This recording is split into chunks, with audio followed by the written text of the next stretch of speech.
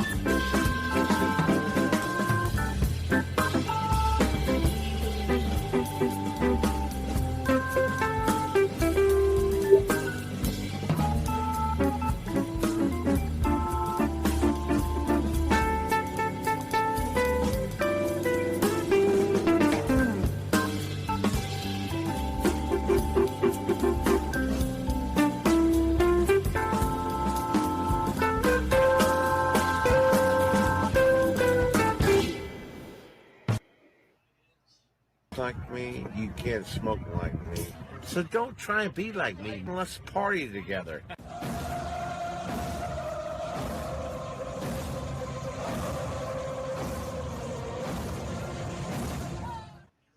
There's something kind of about a kid that's never played baseball. We have been hoodwinked, bamboozled, and flat out deceived. Why did you get so drunk? You got drunk. I'm just really exhausted. What's in that cup? Rum and Cokes. Do you have any idea how important this is? We're trying to save the buffalo. Really? This is what you're doing? This is what you're doing?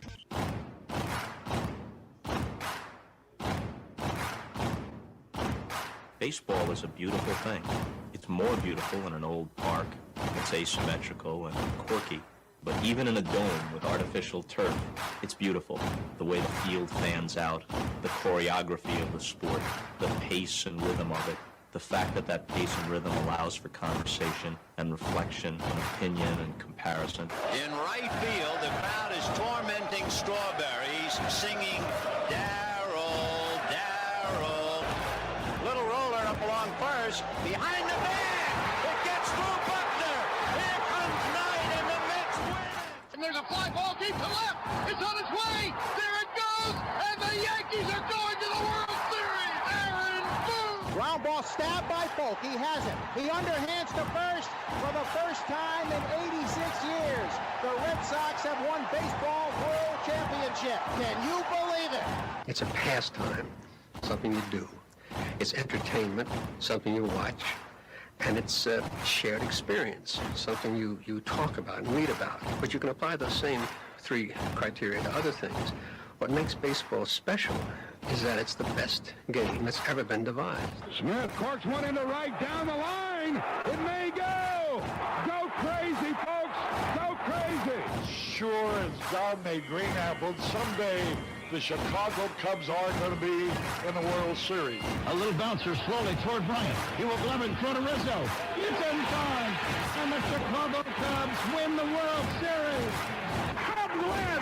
What a lucky break. The good Lord wants the Cubs to win. How can you not be romantic about baseball?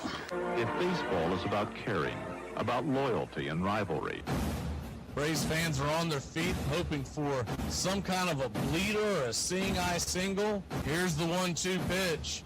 Fastball hit high and deep down the right field line. It's going back, back, back. Is it fair? Is it zip, boom, bam, it's gone. Ram-a-lam, ding dong, a 3-run shot, and your Atlanta Braves have taken a 1-run lead. She's gone, baby! There's a very peaceful thing. It was created and played in pastures and meadows. There's grass, there's outdoors, there's everything that people thought was American and feel about America. You get in a ballpark, and it's the wonder of walking through that dark tunnel and seeing a huge open space where men play the little boy's game.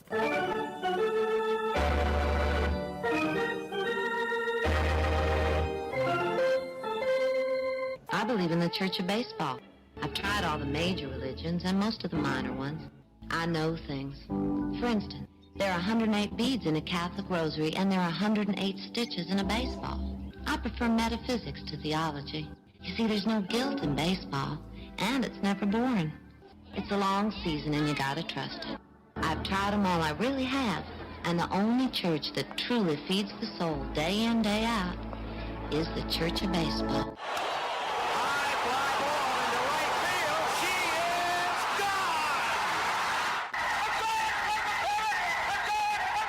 Swung line drive left field. 1 run is in. Here comes Green. Here's the throw to the plate. He is safe. You're in Braves country. If there's a bigger thing going on right now, I don't know what it is. We're down to 1 strike here. Gurriel, the last hope for the Houston Astros. Here's the 0-2 pitch. Swung on, bounced over to Dansby. Dansby fires it over to Forrest. And here comes the dog pile. Fire the cannons in the battery. Do the chop all throughout Braves country. Pop that top. Your Atlanta Braves have won it all. Ladies and gentlemen, welcome. We direct your attention now to home plate. Please remain standing. We call your attention to our bands here today. They will be jointly directed.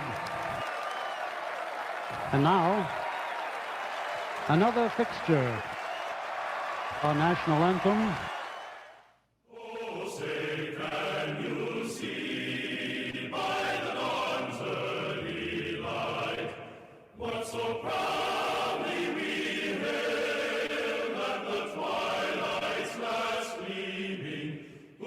Stripes and bright stars through the perilous fight. O'er the ramparts we once were so gallantly streaming, and the rockets' red glare, the bombs bursting in air, gave proof through the night that our flag was still. Oh, say does that star-spangled banner yet wave o'er the land of the free and the home of the brave? Play ball! At this time, ladies and gentlemen, we'd like to introduce today's teams as participants in this historic game. Well, the season's finally here, and howdy, hi, Braves Country Radio. The Armchair Quarterbacks are back for the Monday edition beginning September 29th. We'll be reacting to the world of football from the weekend and getting you set for the week ahead. We'll also be talking Major League Baseball all October long, switching gears to the MLB free agent trade hot stove season that begins when the World Series comes to its conclusion. It's the Armchair Quarterback Radio Show, Monday mornings, 9 a.m., right here on Braves Country Radio. The armchair quarterback, he's full of beer and he's full of snacks. The all-American man with a cool one in his head. The wife.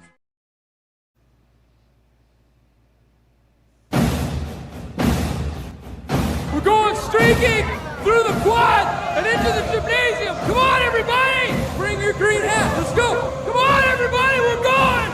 Woo!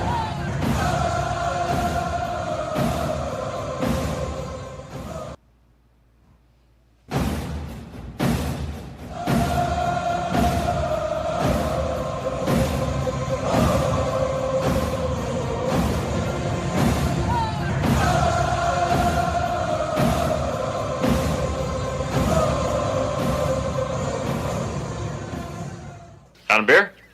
7 o'clock in the morning. Scotch? Hey, howdy, hi, and how the hell are you?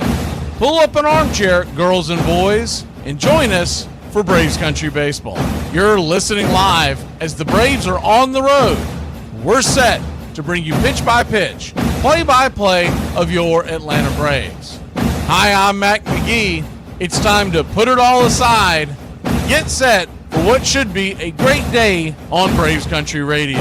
Here's your starting lineups for today's action.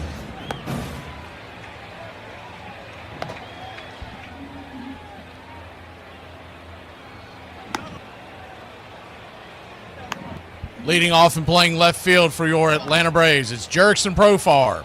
14 home runs, 41 RBI, 9 stolen bases, batting .260. Batting second, playing first, Matt Olson. 28 home runs, 93 RBI, 1 stolen base, batting .280. Batting third, playing right, Ronald Acuna Jr. 18 home runs, 36 RBI, 7 stolen bases, batting .284. Batting cleanup, the designated hitter, Drake Baldwin. 17 home runs, 73 RBI, a .271 average. Batting fifth, playing second, Ozzie Albies. 16 home runs, 73 RBI, 14 stolen bases, batting .240. Batting sixth, the shortstop, Hassan Kim. 4 home runs, 15 RBI, 6 stolen bases. Batting seventh, patrolling center field for your Atlanta Braves, it's Michael Harris II. 17 home runs, 79 RBIs, 16 stolen bases, batting .241. The Lions, Sandy Leon is behind home plate and batting eighth. He's 1 for 6 with a home run, 3 RBI on the year. Batting ninth, and at the hot corner, it's Nacho Alvarez. 236 average, 11 RBI on the year. Still looking for that elusive home run. Let's get it today, Nacho. On the mound for your Atlanta Braves, it's from whence he came, Joey Wentz, 5-6 with a 5.56 ERA, a 1.52 WHIP, 89 innings, 96 hits allowed, 82 strikeouts, 39 walks, 10 home runs served. He'll be going head-to-head with Kidder Montero. Montero is 5-3 with a 4.32 ERA. 1.38 WHIP, 83 innings, 88 hits allowed, 63 strikeouts, 27 walks, 14 home runs served. Backing up Montero in the bottom of the first inning. Leading off, the designated hitter, Jahmai Jones. a Georgia native with 6 home runs, 18 RBI, 2 stolen bases, batting .263. Gleyber Torres, the former New York Yankee, batting second, playing second. 16 home runs, 73 RBI, 4 stolen bases, batting .255. Perez is in right field, batting third. 12 home runs, 40 RBI, 7 stolen bases, batting .253. Spencer Torkelson batting cleanup and playing first. 30 home runs, 75 RBI, 2 stolen bases, batting .243. Riley Green is batting fifth and in left field. He's got 34 home runs, 108 RBI, 2 stolen bases, batting .260. Banez batting sixth, playing third. 4 home runs, 21 RBI, 3 stolen bases, batting .238. And Dingler is behind home plate with 13 home runs, 57 RBI, a .276 average. Parker Meadows is batting eighth and in center field. He's got 4 home runs, 15 RBI, 4 stolen bases, batting .229. Javi Baez batting ninth and playing short. 11 home runs, 52 RBI, 5 stolen bases, batting .255.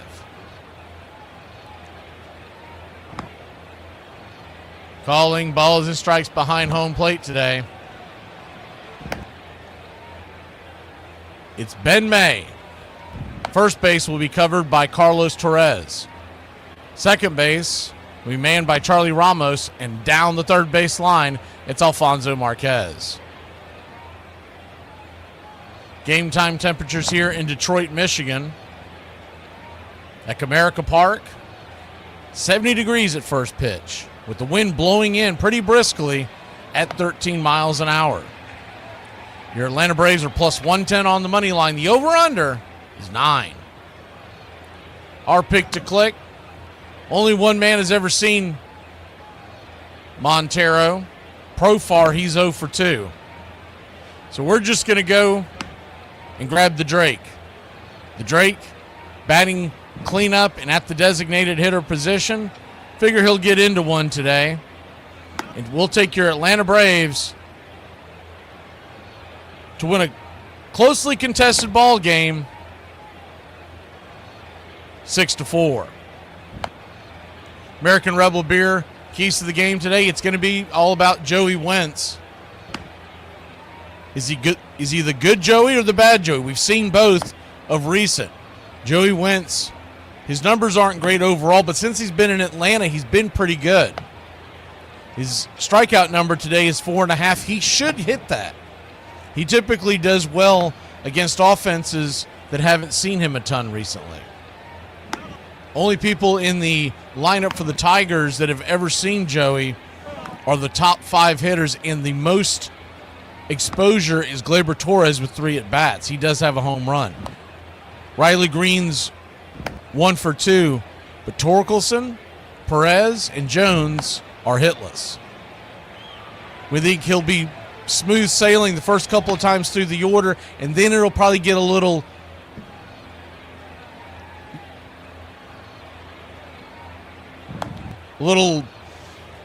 dicey on whether or not he can give us 6 to 7 innings. It's more likely we try to get him through 5 and then turn to the bullpen, which is pretty well rested, especially after having the day off on Thursday and cruising to victory last night. Put your click in the chat. We're just about ready for first pitch, y'all. Let's get ready. Put your click to pick in the chat. Slap that like, and let's get ready, Braves country. Can you predict what will come in 100 years? Or in 10? Or in the next minute? Some people think they can. Nuclear scientists, mathematicians, astronomers, biologists. Because they see beyond the known dimensions of time and space. We'd like to thank everybody for choosing Braves Country Radio, and a special thanks to all the country club members. Please like on your way in and subscribe, set those alerts, and share Braves Country Radio to help build the crowd so we can continue to bring you the classic call of Braves Country Baseball. Well, it's about that time. Grab you a cold one. find you an armchair. Atlanta Braves baseball right here on Braves Country Radio. Your modern-day superstation is in its 5th season of bringing you pitch-by-pitch, play-by-play of your Atlanta Braves and our one-of-a-kind production. Take us anywhere you go for over 170 Atlanta Braves ball games. Please like and subscribe today. Join the Country Club. Thank you to all the Country Club members. You help support Braves Country Radio. Get this bus moving. Stop. Come back. Too late. Roll call! Yeah, roll call! You're in Braves country.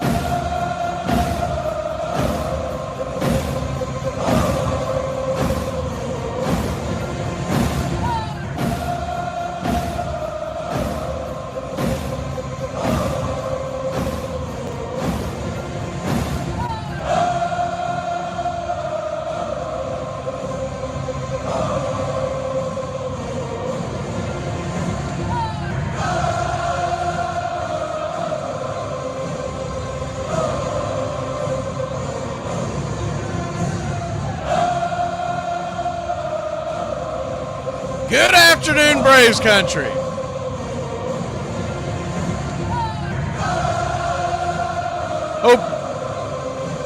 Hope everybody is ready for another day of Atlanta Braves baseball as the Braves are set to take on these Detroit Tigers that are heading to the postseason. None of that is based on what we saw last night. All right, let's go. I see Justin Hightower, Bubba, John and Tree Nug, Uncle Charlie Fritz and PETA, Gary the Real McCoy. PETA likes Leon. Man, I'll tell you what, PETA loves the catching position. She loves those catchers. She's always picking them. Doesn't matter win, lose, or draw. Probably she hasn't taken Sean Murphy to come off the bench with the ripped oblique to knock one out of the park. Who else do we have in here? We've got, let's see, scroll back here a bit. Miriam, good to see you.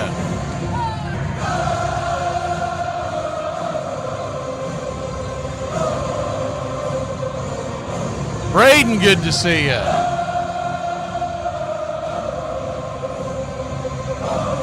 See if we've got anybody else. All those in Radio Land, if you want to catch us on the YouTube chat, it's youtube.com/@BravesCountry. Braves Country Radio is what you're looking for when you go on there. We'll give a couple of shout outs when we come back to those in Radio Land. When we return, pitch by pitch, play by play of your Atlanta Braves. We just got 8 of these games left for the season's close. Let's go out and get a W.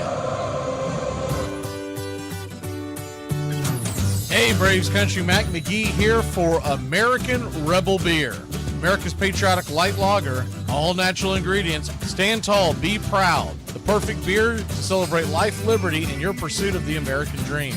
America's patriotic light lager, offering a crisp, clean, bold taste. Perfect beer to celebrate life, liberty, and your pursuit of the American dream. A beer with only 110 calories that tastes like a full-flavored beer and celebrates like freedom.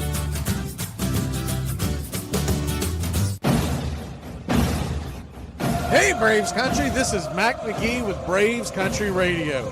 We are bringing you pitch by pitch, play-by-play of your Atlanta Braves all year long. Join the Country Club today. Help support Braves Country Radio. Join the Country Club today. It helps us bring you more of the game we all love. Braves Country Radio, your home for the classic call of Braves Country Baseball.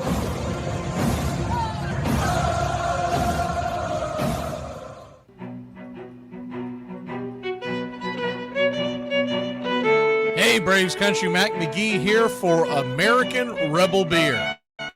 From the mountains to the prairies to your pint glass with white foam, we're bringing back beer with a backbone. All that matters in our brew is taste and a touch of American excellence. American Rebel Beer, born in the USA.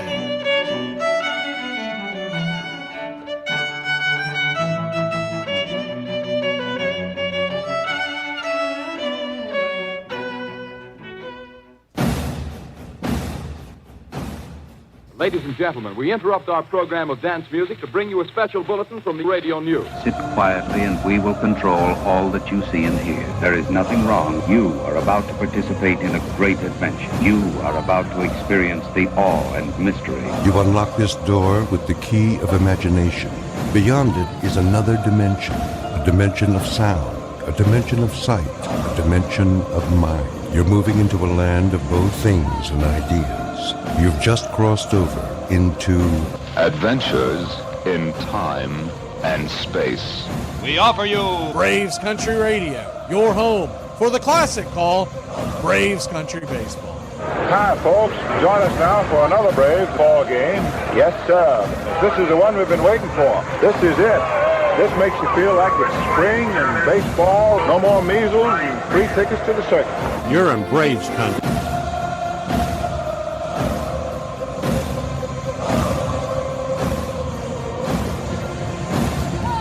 This is a reminder, disorderly conduct will not be tolerated.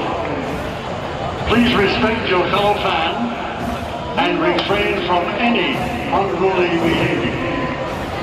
Failure to comply with these guidelines will result in ejection.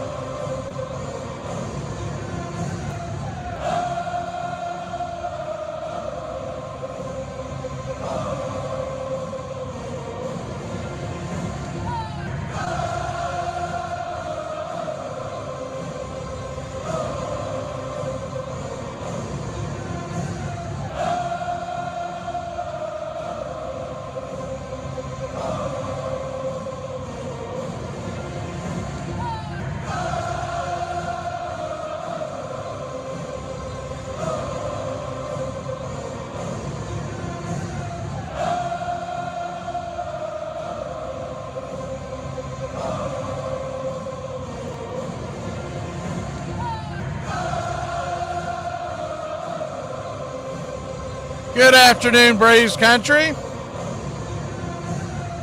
Hey, to clear something up, Montero's on the mound for the Tigers, but I had some people asking from the radio side, is it Rafael? No, it's not Rafael Montero. It's not the starter or the reliever.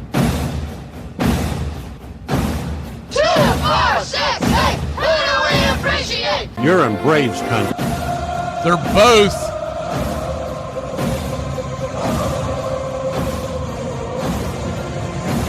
on the Tigers. We saw Rafael last night. Hyder Montero is on the bump today.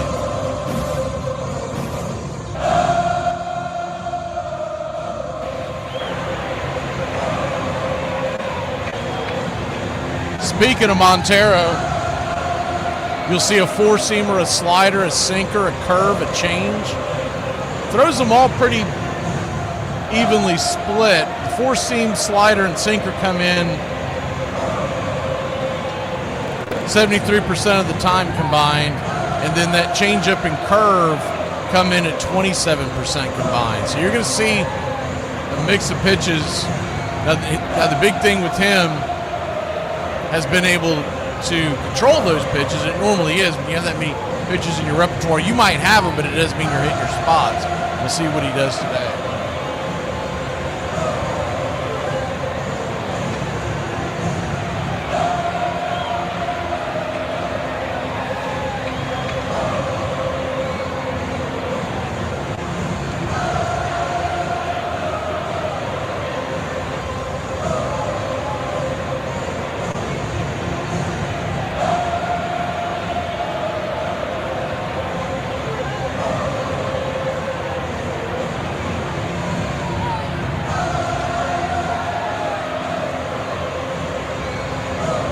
Numbers have been down quite a bit here on the channel, so with that being said, we're doing everything by ear going forward.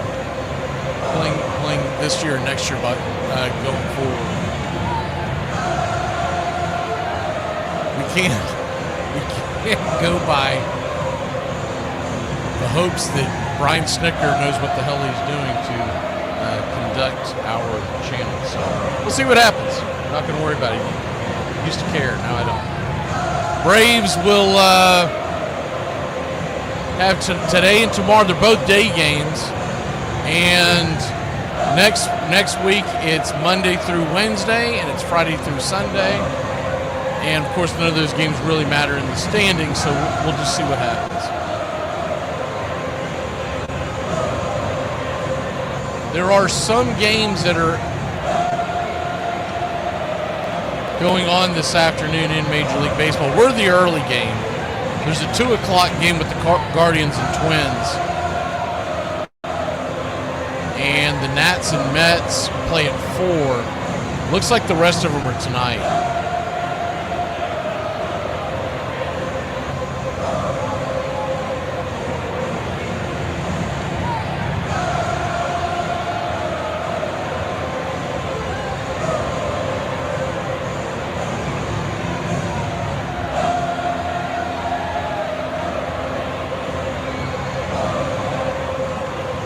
Braves are in their Friday Night Reds once again. I mean, I'm telling you, they must have like an overstock of those jerseys.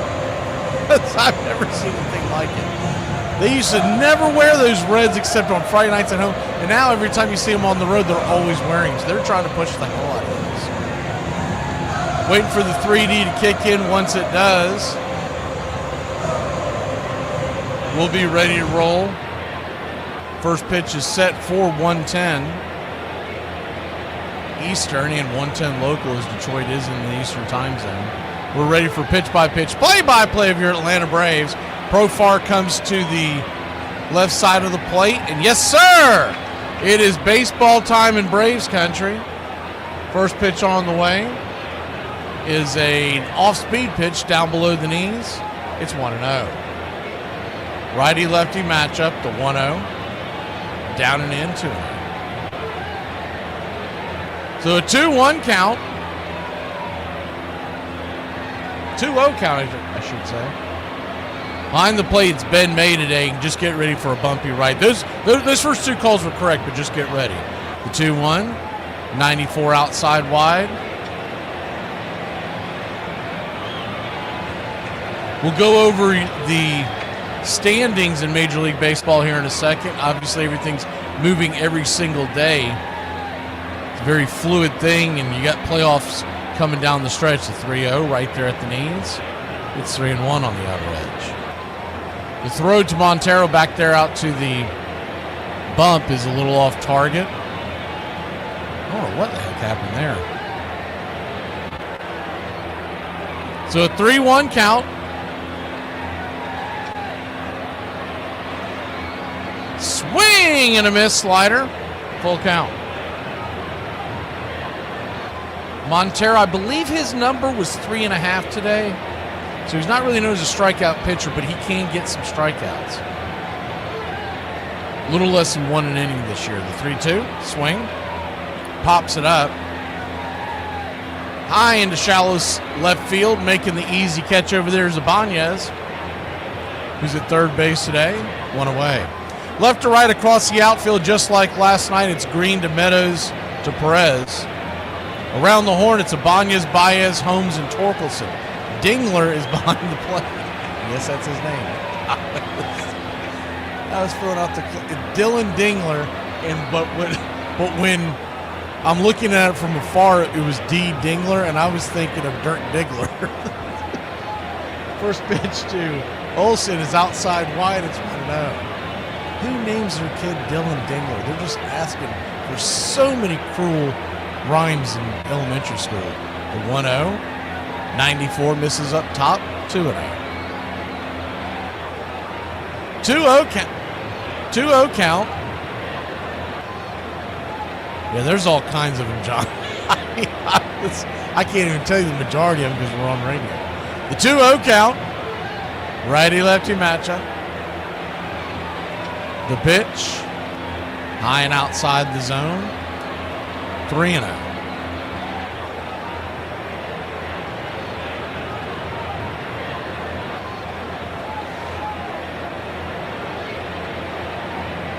A 3-0 pitch. Nowhere near the zone, ball 4. So he fell behind Profar 3-0, got it to a full count. Now a 4-pitch walk to Matt Olson, and that's how we get started here. This is on not Saturday Washington. afternoon. This is Ice House. Ice House. Smooth as it gets.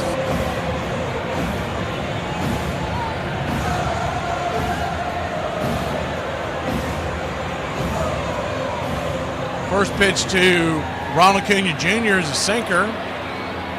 Chopped down, foul down the third base line. It's 0-1. Acuna batting .284, 18 home runs, 36 RBI, a .910 OPS. The 0-1 misses high and inside. No, they're going to call that a strike. Okay, it's 0-2. Drake Baldwin standing on deck, runner at first. 1 out. Pull the screen back so you can see what's going on. The 0-2 check swing. Did he go around? He did not. 1-2.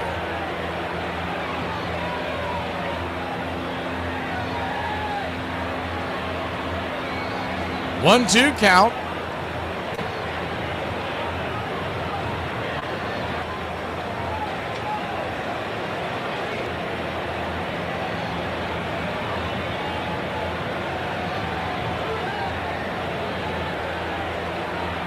Timeout is called by Acuna.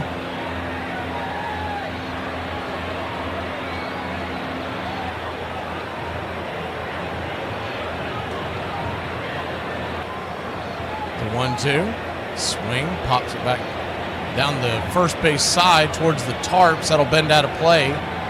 Sunshiny day here in Detroit, Michigan. A little bit of cloud coverage, but all in all, it's a sunny day.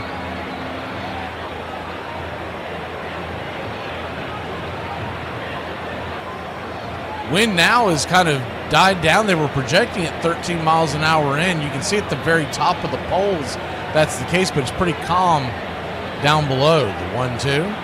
Swing and a miss, strike 3. Ronald Acuna Jr. is down on strikes once again, and there's 2 away.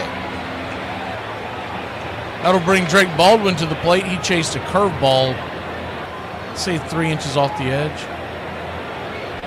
Once again, the Braves have not seen much of Montero, so that first time through the line is probably going to be dicey. First pitch on the way to Drake Baldwin's 94 up top. 4-seam fastball. It's 1-0.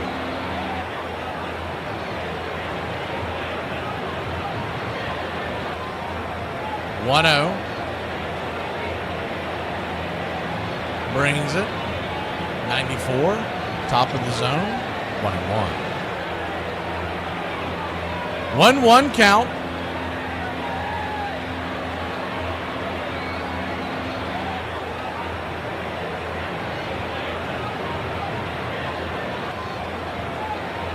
Change up in the, well below the knees, called for strike 2. That's the Ben May that we know and despise.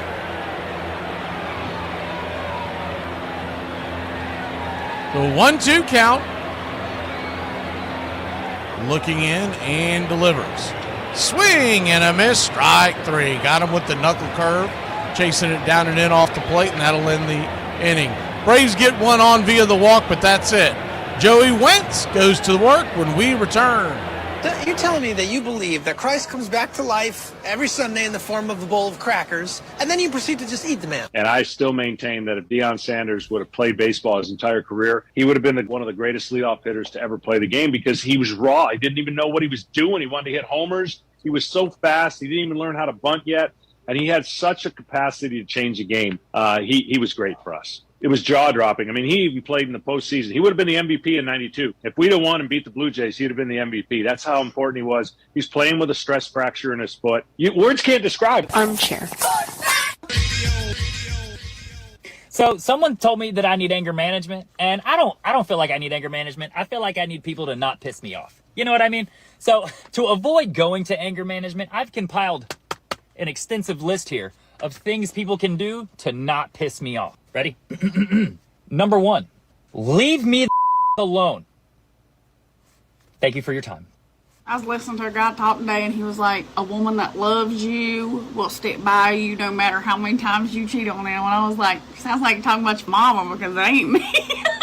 I think in the past that certainly Brooklyn's character was defined by the Brooklyn Dodgers. And even just the name Dodgers coming from these trolley cars that everybody had to dodge. The idea that Brooklyn felt a stepchild to New York City and that somehow the Dodgers, the bums, were stepchilds too, that were going to show the hotty-toddy New Yorkers that we were really better than them, defined who Brooklyn was. And even in Long Island, where I grew up, I felt that sense of Brooklyn, and it was all part of the Dodgers. I don't know that that exists today in the same way that you define who you are through your team and through your city. And I think it's a loss. It means that people are more fragmented. They've got themselves and a few friends, but they don't have that group sense unless there's a win. But that's not the same. That's not what this was all about when I was growing up. We hardly ever won, and it didn't matter.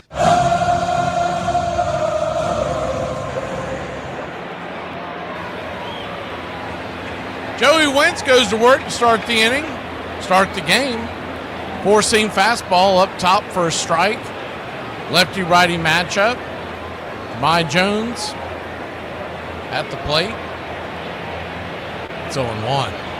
The 0-1 4-seamer way outside wide. 1-1.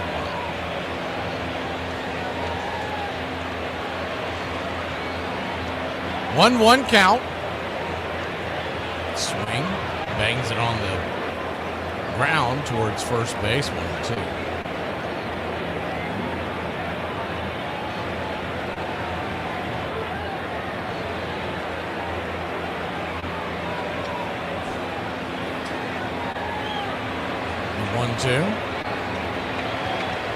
Swing and a miss. Strike 3.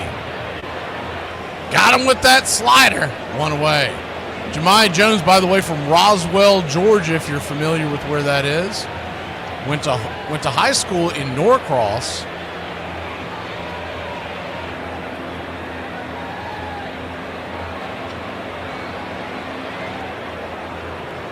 He's been with the Tigers since this year. Prior to that, he was a Yankee, a Brewer, an Oriole, an Angel. Only with the combined 240 at-bats in his entire career. First pitch to Torres misses. The 1-0. Change up right there, first strike. Lefty-righty once again. It's 1-1. Gleyber Torres.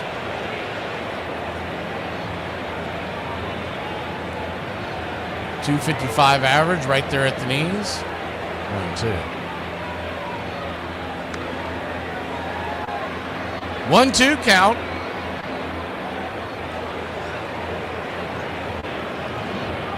Wentz comes set. In the dirt, 2-2.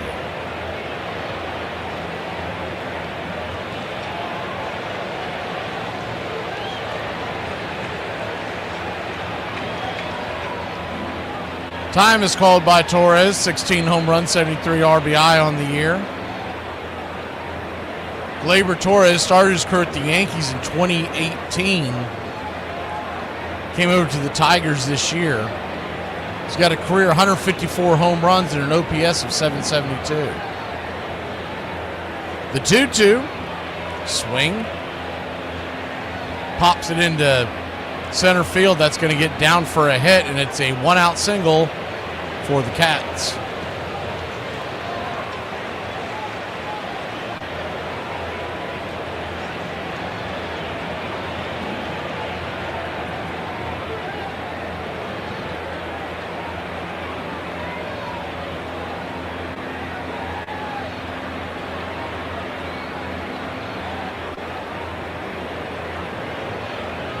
One on, one out. The first pitch on the way. Slider up top for a strike. It's 0-1.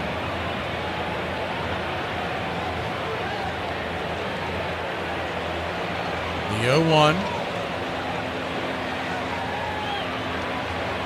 Down and in. 1-1. Curveball misses.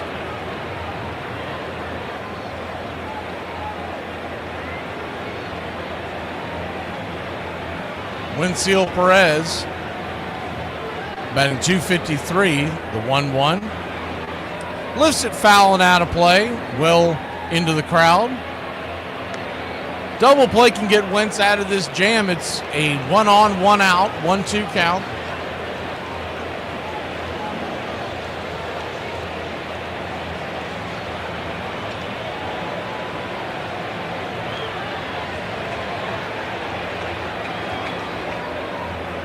The 1-2 brings it. Outside, wide goes the backstop. Wild pitch.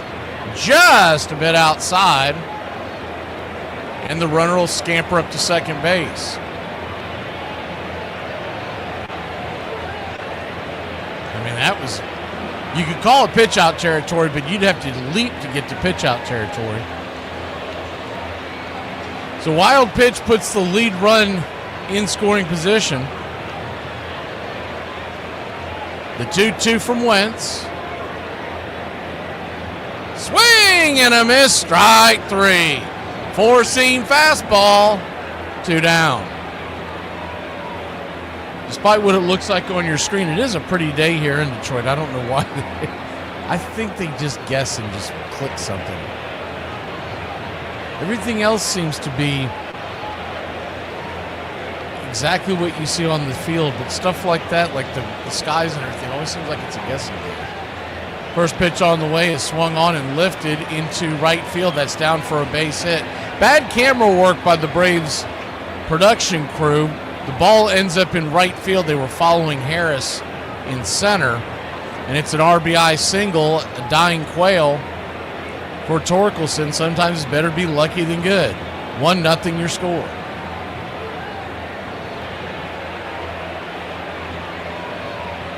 Hit it on the end of the bat. The Braves were playing Torkelson incredibly deep, but for good reason. Torkelson, 30 home runs on the year, and he went yard last night.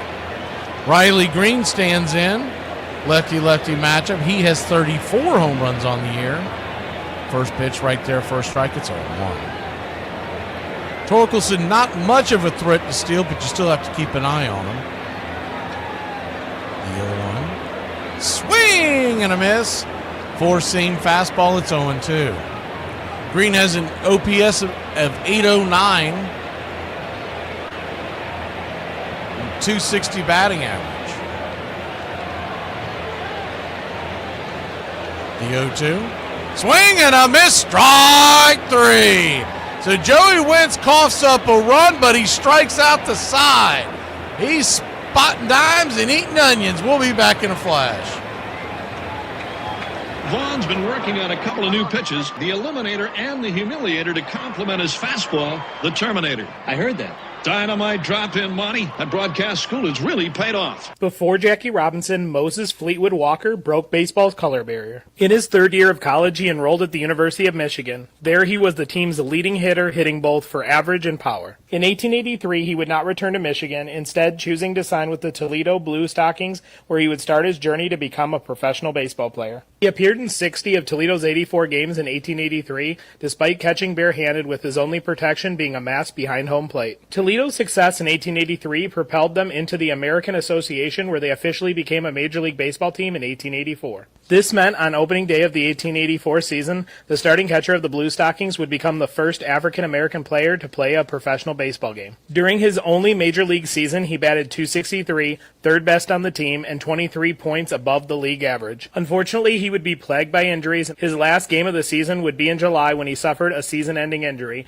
On September 22nd, he was released. The Blue Stockings folded in 1885, and Walker bounced around between minor league teams until 1888. In 1889, the American Association and the National League unofficially banned African American players. Regardless, he will forever be known as the player who broke baseball's color barrier and paved the way for Jackie Robinson. Armchair. Brooklyn had last won a pennant in 1920, but the Dodgers had never won a World Series. And with players like Pea Ridge Day and Hot Potato Hamlin, they were best known for what one of their own managers called bonehead play. The most celebrated Dodger star was Babe Herman, who hit .393 in 1930, an all-time Dodger record. But he was famously inept in the field, carried lit cigars in his pockets, and once boasted that if a fly ball ever hit him on the head, he'd quit.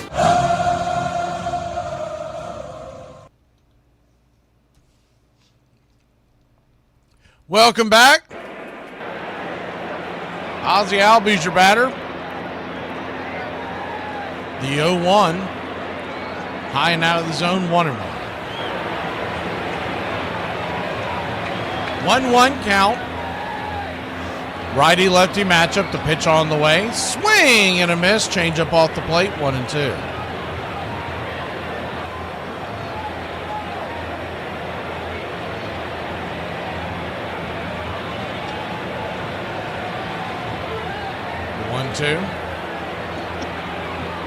Fouls it back, we'll do it again. I'm just giving you a hard time, though. Joyce Robledo, good to see you. Better late than never. Tree Nug comes stumbling in. The 1-2. Grounds it over to first. Good diving stop by Torkelson. Throws from his knees, hits Montero on the run. Good play by the Torque. One away. Wow.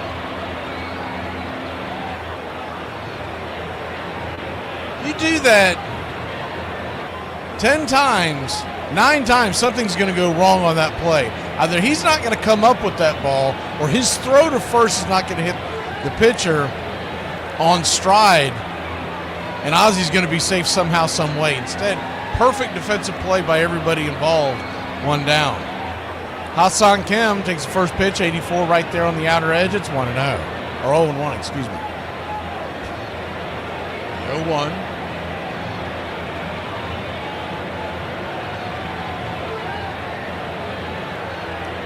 Up top, 0-2.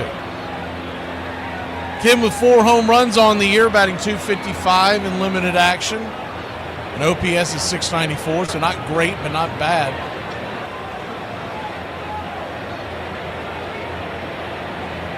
The 0-2.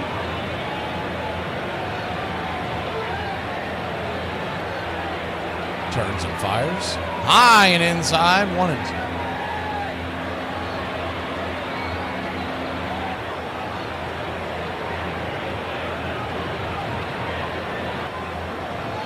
One-two count. Swing just got a piece of it. Bounced off the plate and hit him in the leg.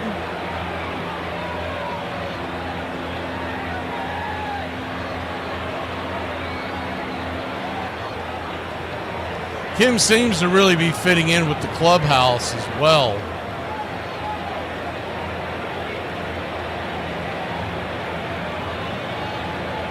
And that probably is going to lead to him definitely picking up the option for next year. The 1-2, inside 2-2. I would be shocked if he doesn't, but you never know. I think Boris is his agent, so that clown, man, you don't know what he's going to do. The 2-2 pitch. Montero flips it up there, swing, lifts it. High and deep into right field, going back on the track at the wall, making the catch in deep right field is Perez, 2 away. Kim gave it a ride, but that wind that's out there may have knocked it down. Told you at the beginning of the game was in double digits, 12 to 13 miles an hour. It still looks like it's pushing in pretty well. Even the slightest of winds like that can make a difference when you're talking about going over or just before the wall. Michael Harris II takes a slider off the plate but called for a strike. It's 0-1. The 0-1. Outside wide 1-1. Somebody's getting fired in Clemson. 1-1 count. Down and away 2-1.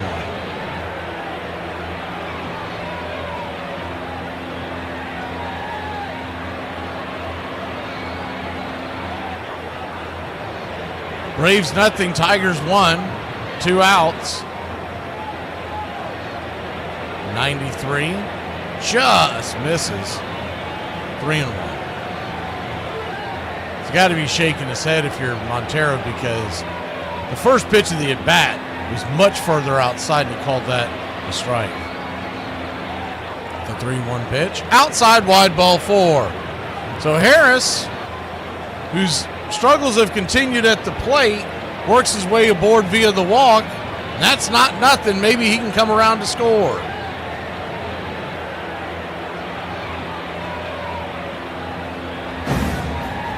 Sandy Leone.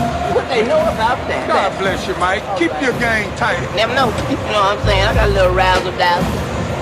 The Lion takes the first pitch down and in. For a ball, it's 1-0.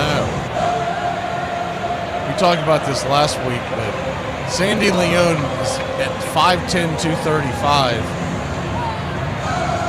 What he weighs in at. I don't buy it. The 1-0. Chops it down the line, foul. 2-0.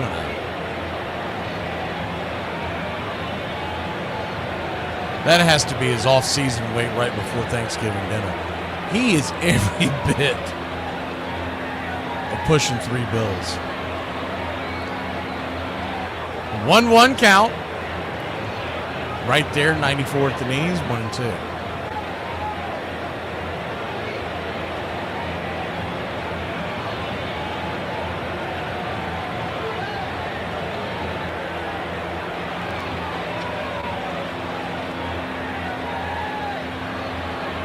Time is called.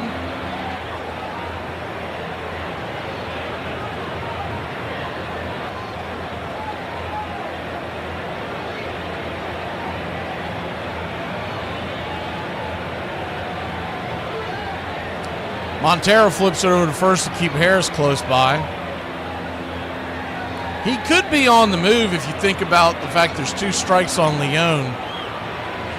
Leone's a fastball hitter, so they're probably going to try to get him with the bender, and Harris may be thinking the same thing and take off. Leone digs in, the 1-2, pops it up into left field, lazy fly ball, and that'll end the inning. F7 in your scorecard. We'll head to the bottom of the second, trailing by 1. Let me tell y'all something. The best advice you will ever receive in your life will come from a crackhead. And I live in Florida. Our crackheads are top tier. They are built different, so I know firsthand. I was just at the convenience store trying to get some ice, and the guy going in front of me was arguing with the crackhead outside, was yelling at the guy, "Stop staring at me because I'm a crackhead. This could be you one day." So the guy said something like, "And I don't do crack." And then the crackhead was like, "Well, you do something sagging skinny jeans with a belt on." Now I'm howling. Rule number 1 of interactions with a crackhead, you never amp them on. Now he yelling after the guy in the store. He was like, "Why didn't you hold the door open for the fat bitch?" Now I want to go cry in the car because what the did I do to the damn crackhead? So as I'm coming out the store, he's like, "I think I upset you, and I ain't mean nothing by what I said. You know, the weight looked good on you." Oh, so I was built for the crackhead gaze. My mental health is doing numbers right now. The Japanese X-Men called Sunfire. Sunfire. They don't say it like that. What's a weird tick that you have when you're nervous? I don't have any weird ticks. There's a strange ladybug in my backyard that won't quit staring at my deck. Like Maris, Mantle had given the Yanks just enough. In the 5th game, New York would have enough without him, as they exacted their revenge on Joey J. Deep to right field, and it is gone. Jay, so effective the last time, he's shaken up. The Bronx Bombers knocked Jay out in the first inning and routed the Reds, taking the series in 5 games. And it's all over. The Yankees win 13-5, and once again are world champions. Why did you think that this Yankee championship team is the greatest on which you played? I'd have to go along with that. We had the long ball this year more than any team has ever hit. The series capped one of the most remarkable seasons in history and crowned one of the greatest teams ever. Anybody that says there was a better team than that, I'd have to disagree with them. There might have been one as good, but I don't think anybody could ever have been better. Braves Country Radio, your home for the classic call of Braves Country Baseball.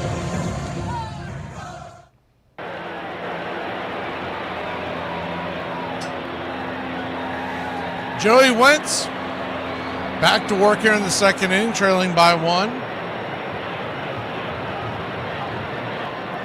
Set to face the 6, 7, 8 hitters. Ibanez takes the first pitch, slider first strike, it's 0-1. Joey Wentz leans on 3 main pitches of the 0-1, swing and a miss, chase the changeup, 0-2. It's the four-seamer, slider, and curve that you'll see a heavy mix of. They come in for a combined 91% of his pitches. The 0-2. Swing and a miss, strike 3. He's got number 4. 4 strikeouts on the day, 4 outs on the day. 1 away.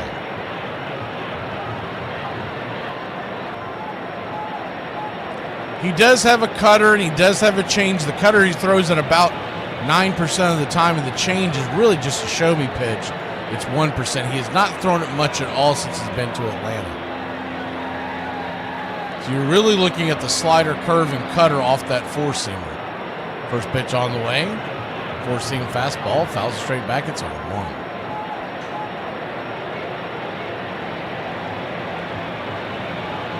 But he is a guy that, honestly, he's much better suited for the bullpen or as an opener or a swingman in a bullpen game as the 0-1 swing and miss. It's 0-2. And I do think that will be his role. I could see the Braves getting greedy and trying to stretch him out and leave him down on the farm all year long, waiting to bring him up if there's an injury. But I think you're better off letting him roll into the bullpen and build other arms off the starting rotation. So he just doesn't have that elite stuff that plays second and third time through the lineup. The first time through the lineup, he's usually very, very good, as we've seen so far. 4 strikeouts in 4 outs. The 1-2. Curveball misses in. 2-2. Once they've seen him a couple of times, those teams start tagging him.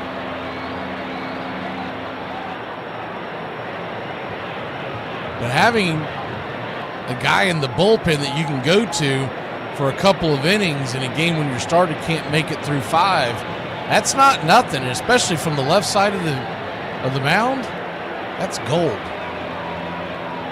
The 2-2's in the dirt, ball 3, 3-2.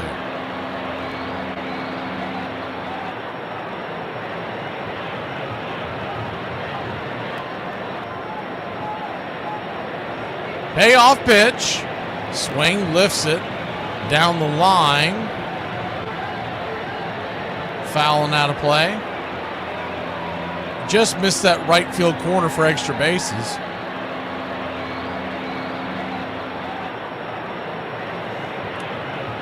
Here's pushing buttons.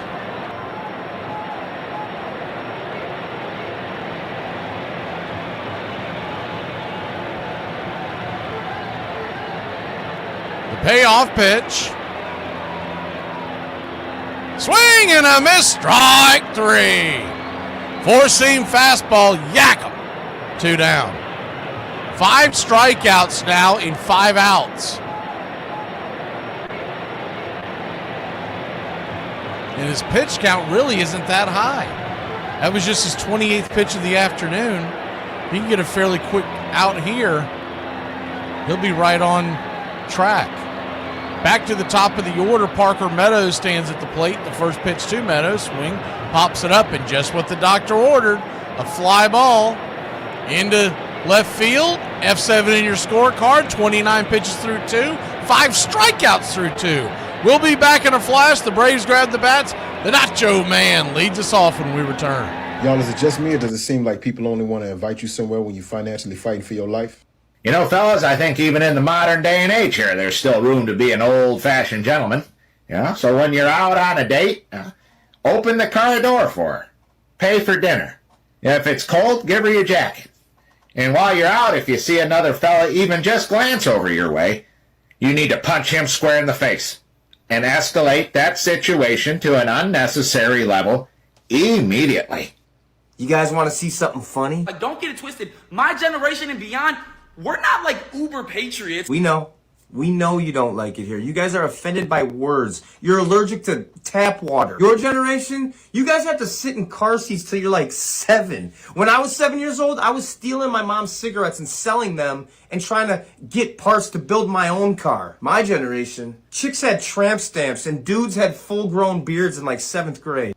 After their World Series loss to the Yankees in 1961, the Cincinnati Reds fell back into the NL Pack for several years and wouldn't return to the postseason until 1970 as the Big Red Machine in 1975 and 76. Cincinnati Reds win the World Series. By that time, Frank Robinson was long gone from Cincinnati, the only player ever to win the MVP award in both leagues. As for the Yankees, they would win another World Championship in 1962, followed by 2 more AL pennants in 63 and 64. Then the team of the century hit a rough patch and floundered for much of the next decade. Whitey Ford's consecutive scoreless innings streak in the World Series would eventually reach 33 2/3 innings. That would remain the all-time mark until 2000, when it was broken by another postseason Yankee great, Mariano Rivera.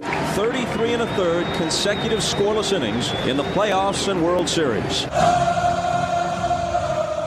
Your home for the classic call of Braves Country Baseball. Welcome back. First pitch on the way. Nacho Alvarez right there. A slider on the outer edge. It's 0-1. Montero back to work. His 41st pitch of the afternoon. Just misses outside 1. So though he has the 1-run lead, his pitch counter is much higher as we enter the 3rd inning. The 1-1. Swing and a miss. 1-2.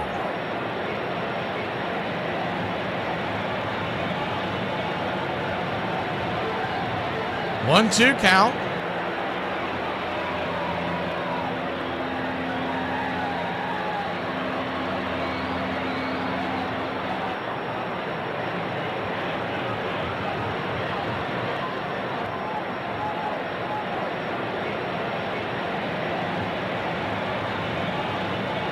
Misses 2-2. The 2-2 swing. That ball's belted high and deep.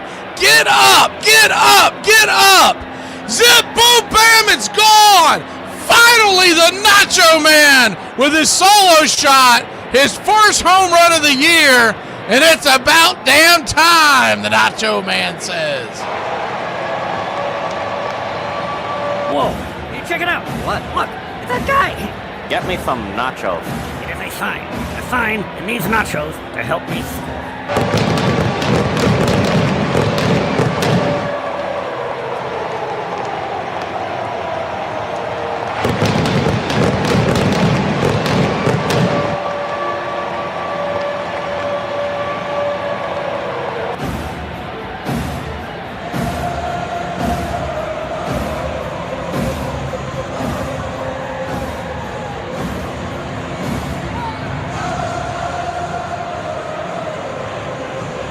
First pitch on the way to Profar, missed for a ball. Followed up by a slider right there for a strike. It's 1-1. Nacho gives the biggest hug to, I believe that was Ozuna in the dugout. They gave him the silent treatment as he hit the dugout. And he came in and gave a big hug to Ozuna. And then finally they all started celebrating. You know that monkey is off of his back finally. First MLB home run. First home run of the year, obviously. We've been rooting that along for a long, long time. He doesn't have a lot of power, but I kept saying, I was like, it's not like he can't get one out. That one just got over the wall. 347 feet, and I'd put a question mark on that. The 3-1 outside wide ball 4. But it was a hanging breaking pitch, little cement mixer there on the inner cut. And it just got over the 342 mark. So maybe that 347 is legit, but I'm telling you, if I was to guess, I'd say it was 343. I mean, he barely got it over. Braves have tied it up. Now we're at the top of the order, and Profar works his way aboard. 1 on, nobody out, as we go shopping at the jerk store. Well, the jerk store, Cole, they're running out of you. It's smart. It's a smart line, and a smart crowd will appreciate it. And I'm not going to dumb it down for some bonehead mass audience. First pitch on the way to Matt Olson. Knuckle curve bangs it off the plate. It's 0-1.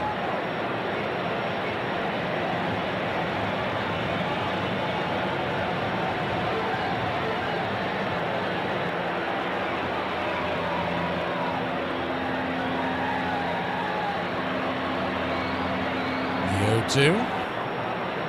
As that pitch hits to the outer edge.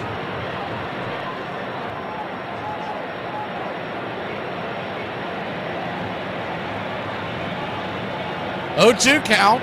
Swing, slaps it over there to third. 5, 4, 3. Rally killing double play. Had the right idea, was hitting against the shift, but a good defensive play over there by Ibanez.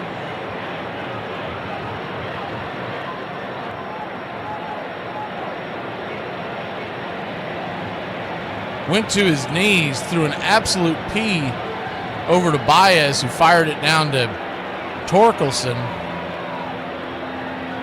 We all know there's no speed going on with Matt also going down the line, so that was an easy 2 for the Tigers. Ron Acuna Jr. takes the 95-mile-an-hour sinker inside for a strike. It's 0-1. We were really starting to look to push his pitch total up before that double play. The 0-1. Swing and a miss. Slider. 0-2. Acuna down on strikes his last time up. It's quickly down 0-2 on this one. The 0-2. 94 up top. 1-2.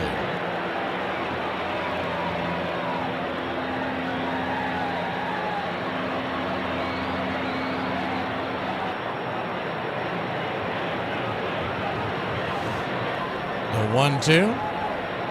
2-2, 4-seam fastball misses high and out of the zone.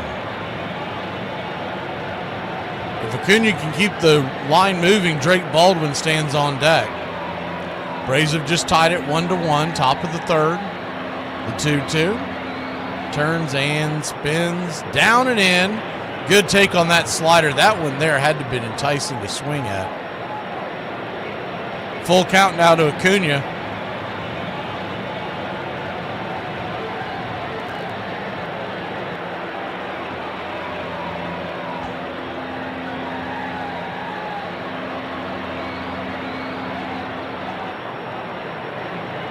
Payoff pitch. Swing! Fouls it back.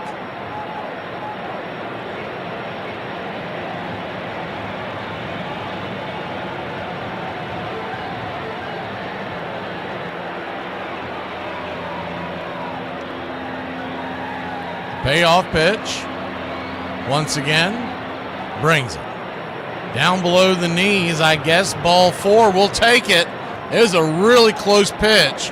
One that with 2 strikes you probably shouldn't take, but it worked out for Acuna. So he'll head on down to first. Bravo.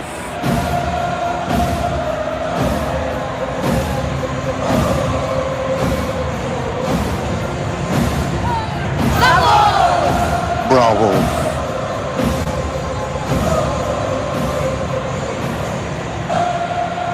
First pitch swinging by Drake Baldwin. Fouls the knuckle curve back out of play. It's 0-1.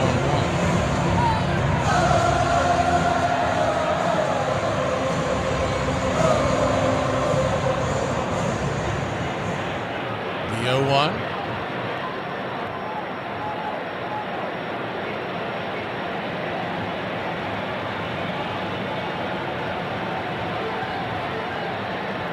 Flips it back over to first base to keep the runner close by.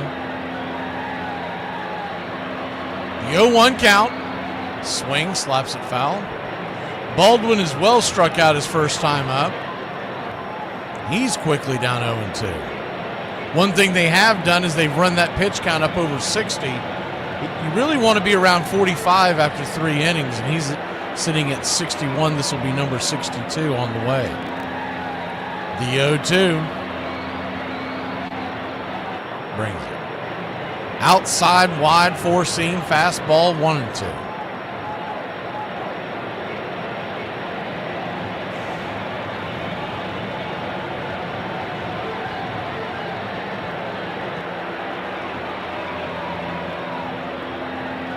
The 1-2 count. Swing, chops it foul. We'll do it again.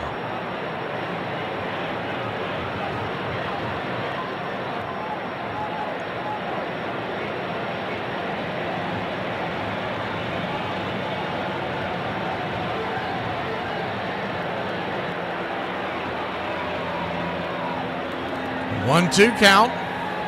Montero, better hurry. Here's the pitch. Swing, chops it down the first base line. We'll do it once again. So this will be pitch 65. We're gonna be into this Tiger bullpen pretty early if he can't get some quick innings. Braves 1, Tigers 1. Acuna at first. He's yet to take off here. 1-2. Inside. They throw down to second. He almost got caught with his hand in the cookie jar. Good throw down to first by Dingler. Tag was applied by Torkelson, but just a bit too late. And he had a huge lead over there and was very slow to getting back to the base. Finally realized what was going on. He was like, "Ruh-roh, Raggy!" Went diving in there. The 2-2. Swing, lifts it. High into right field. Get up, get up, get up. Zip, boom, bam, that one's gone. Ram-a-lam-a ding-dong. A 2-run shot. And that click-clacked. 18th home run of the year, 416 happy feet, and your Atlanta Braves have taken a 3-1 lead. How could you not like the Drake? Who's the Drake? The Drake is good. He went down and it really wasn't that bad of a pitch. It was on the outside part of the plate, and it was a curveball. It may have stayed up a little too long. But Drake was able to drop it over the right center field seats. One of the Tigers fans out there gave it a chuck back into the field of play. He's going to regret that when Drake wins the NL Rookie of the Year and is inducted into the Hall of Fame 20 years from now.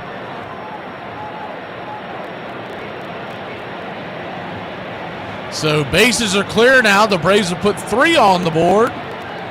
And Ozzie Albies the batter. This will be pitch 67 to Montero.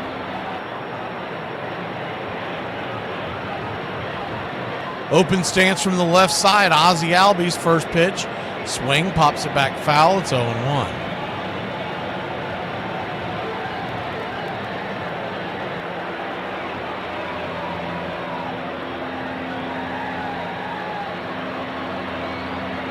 The 0-1. Swing, slices it down the line, foul. Chase went well out of the zone. 0-2. That's the kind of stuff they got to fix with Ozzie next year. That's why he goes into these slumps. I mean, he chases pitches, nowhere near the strike zone. Like he's Vladimir Guerrero Sr., The 0-2 pops it up. Back behind home plate. Giving chase is the catcher, Dingler. And Dirk Dingler made himself a catch. That'll end the inning. But not for your Atlanta Braves. Put 3 on the board. The Nacho Man with his first career home run here in Detroit City. Whoa, check it out. What? Look, it's that guy. Get me some nachos. It is a sign. Is the best life advice you've ever received? Always try to poop at work. Sometimes I'll hold it all weekend. Last Monday, someone called the fire department on me. Here in the fourth inning. Happy birthday to a fine Mets fan. Curveball and a beauty to Bonds, who's batting with 2 out and nobody on, and it's strike 1. Barry has struck out and walked, and he did some serious hitting while in college at Arizona State. Goes after 1 in the dirt, and it's 0-2. So 2 strikes to count to Barry Bonds as the crowd gets behind the doctor with 2 out here in the fourth. Gooden has now struck out 5 of the last 6 batters he has faced, and a total of 8 through the first 4 innings of work. Fellas, am I the only guy who has a wife who's semi-clean, wants her space, but wants me in her space while she has her space? Ford's teammate Mickey Mantle would win his 3rd and final MVP in 1962. And as Mantle gutted his way through another 7 seasons after the epic chase of 61, his transformation from Yankee hero to baseball icon continued. It turned out that no less than 14 teammates had named their own sons Mickey, and you couldn't get a higher compliment than that. Roger Maris played in New York for 5 more seasons, but never got comfortable in the spotlight. He'd eventually be traded to St. Louis, where he won another World Series ring in 1967. 30 years after the 61 season, Commissioner Fay Vincent finally declared Maris the sole official single-season home run record holder. Removing the asterisk from Maris's record is actually one of the prouder achievements that we at the Elias Bureau were happy to have a role in, and recognize him for what he was, the single-season all-time home run hitter. Hey Braves Country, this is Mac McGee with Braves Country Radio. We are bringing you pitch by pitch, play by play of your Atlanta Braves all year long. Braves Country Radio, your home for the classic call of Braves Country Baseball. First pitch from Joey Wentz is fouled back out of play. Javi Baez, the batter, number 9 hitter, batting .255 on the year with 11 home runs. It's 0-1. Braves lead it 3-1. The 0-1 pops it up. Back behind second base, making the catch is Ozzie Albies. 1 away.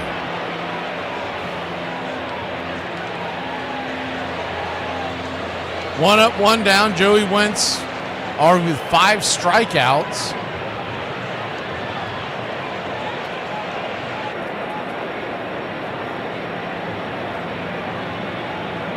Back to the top of the order. Jahmai Jones, Georgia native, takes the curve ball down and in for a strike. It's 0-1.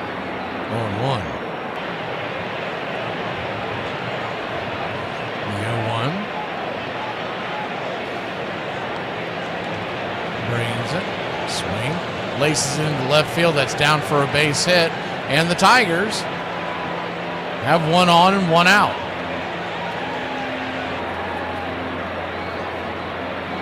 I had a buddy of mine. He only pays attention to American League Baseball when you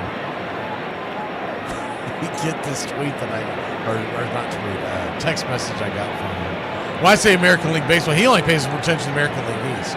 He's a Red Sox fan, and anything else that happens outside of that, kind of like a lot of fans in Braves country, if it doesn't happen to his team, he really doesn't know. So he wasn't being a smartass, but he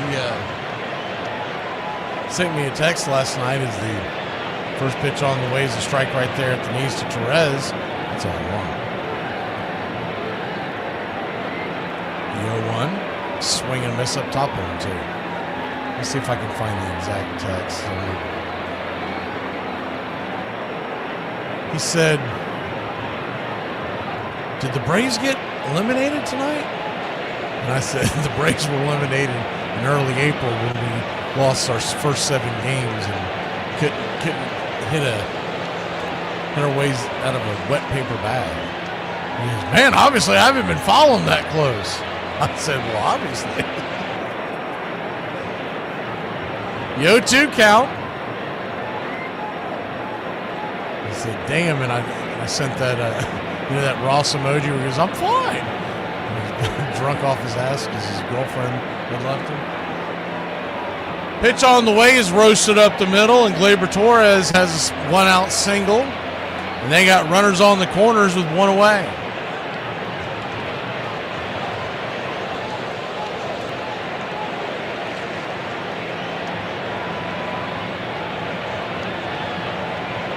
Thank you for the channel support there, pushing buttons.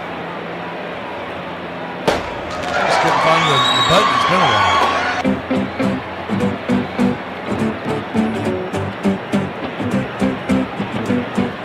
First pitch to Perez. Is a swing and a miss. 0-1 your count. Runners at the corners with one away, excuse me. Wenzel Perez, the 0-1. This is high 1-1. I don't know if that's a common name or not in his country, but when I see it, I don't know why, but my brain reads it as Pencil Perez. It's spelled W-E-N-C-E-E-L Perez. And I see it, and even though I know it starts with a W, I want to call him Pencil. The 1-1 lifted high and deep into center field. Harris will make the catch at the 412 mark, but that will easily cut the lead in half as the runner comes home to score, and it's 3-2. Jones.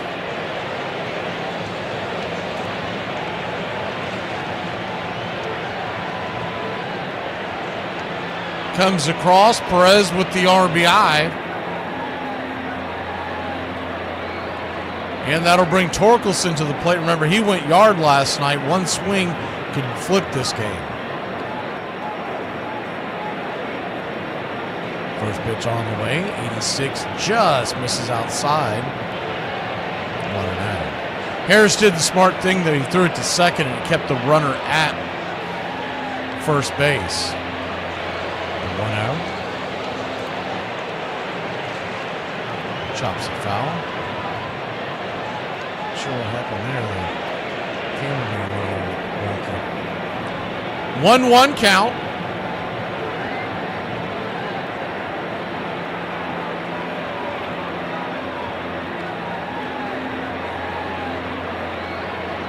Wentz delivers, swing, pops it up. High and deep into center field, but this should end the inning. Harris is underneath it, and that'll do it. Braves give up 1, but we still lead by 1. We go to the top of 4. Kim and Harris will lead us off when we return.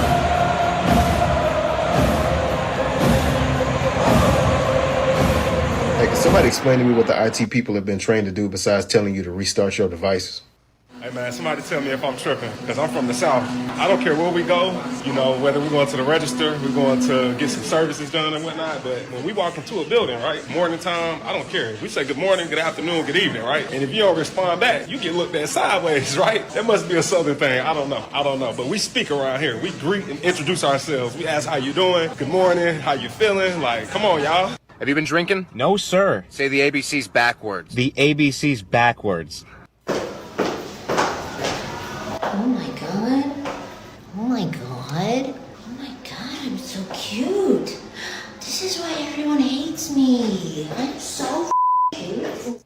Maris never lived to see anyone seriously challenge his record, but in 1998, Mark McGwire and Sammy Sosa waged a dramatic battle all season in pursuit of 61. And with members of the Maris family in attendance, it all culminated on September 8th at Busch Stadium.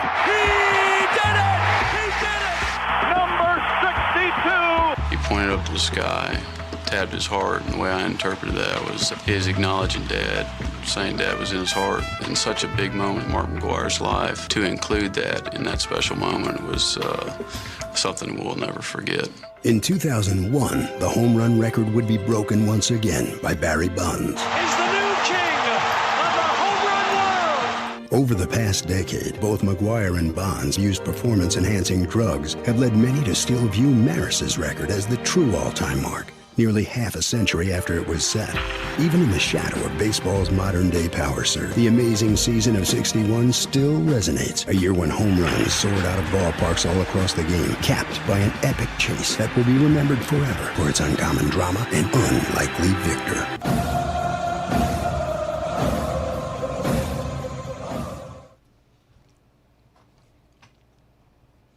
Welcome back. Atlanta Braves lead by 1.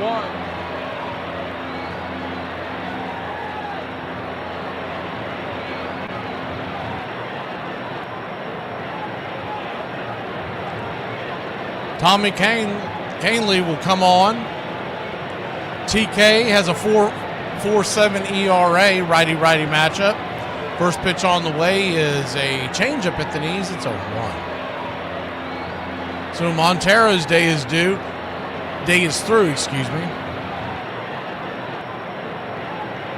Tell this is a Detroit team that really needs a win because they did not let him go out there and figure it out.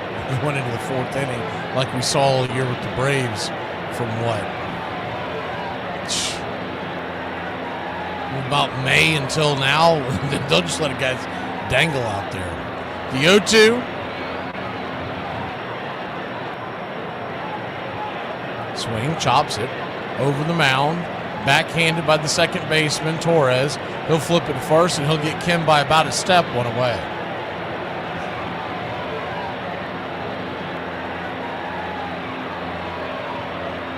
He's got a pretty cool nickname. Tommy Conley. They call him King Khan. You probably remember him most likely from his days with the New York Yankees. He did have a small stint with the Dodgers in 2022, but mainly a Yankee from 2018, or actually 2017. He got moved at the deadline from 2017 until last year, except for that one short stint with the Dodgers. The 1-0 pitch to Harris, righty-lefty matchup. Swing, pops it up. Lazy fly ball into left field. Right there for the catch is Green, 2 down.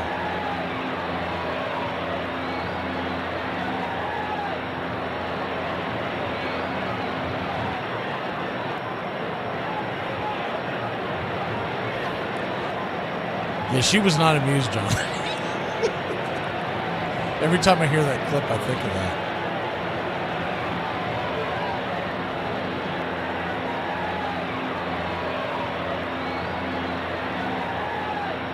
Sandy Leone, first pitch, swing and a miss. It's 0-1.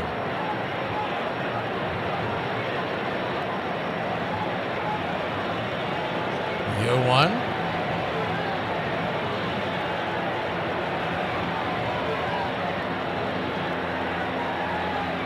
Changeup misses outside wide, 1-1.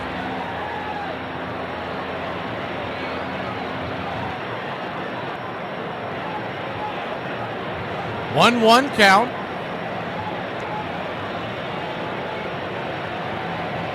Leone 0 for 1 on the day. He'll bang the changeup in the dirt over to first, and that'll end the inning.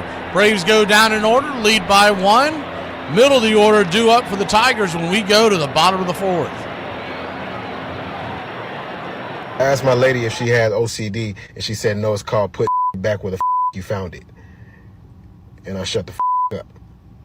Oh, y'all trying to put Unc and them under the ground, ain't y'all? This don't make no sense, bro. It's get a half pint for $1.99 and 3 for $5. Hey, one of these prove you're an alky. But 3 of them, you a wife beater. I ever noticed that everybody that be drinking these got a felony? Yeah, if you buy a 3 for $5, you got on black forces that been through some stuff and a gas station hat. Everybody drink gin like a person that got kicked out the house, but say gin to make you sin. How you gonna sin after your 3rd bottle? You might die. Gin will have you talking to somebody like this. Linebacker of the year, all state, all American, all diesel, no brakes. Tom Murphy. Well hit.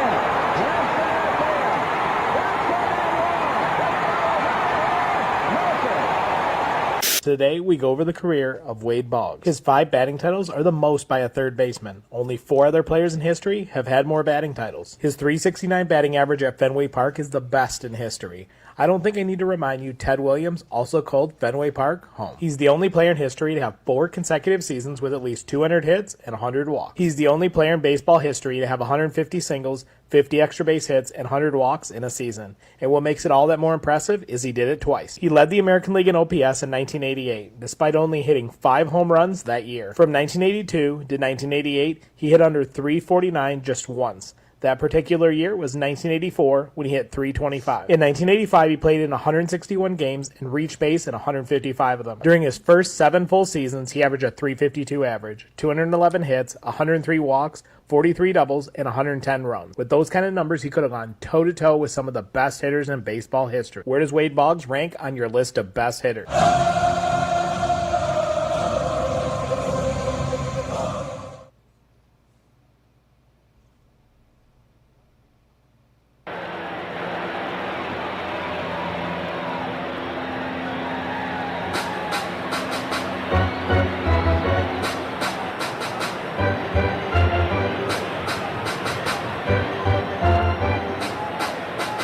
Joey Wentz goes back to work as we head to the bottom of the 4th inning. Lefty-lefty matchup. Riley Green takes the 93-mile-an-hour four-seamer up high and wide out of the zone. It's 1-0. Green struck out his first time up. 1-0. Swing, fouls it back. 1-1.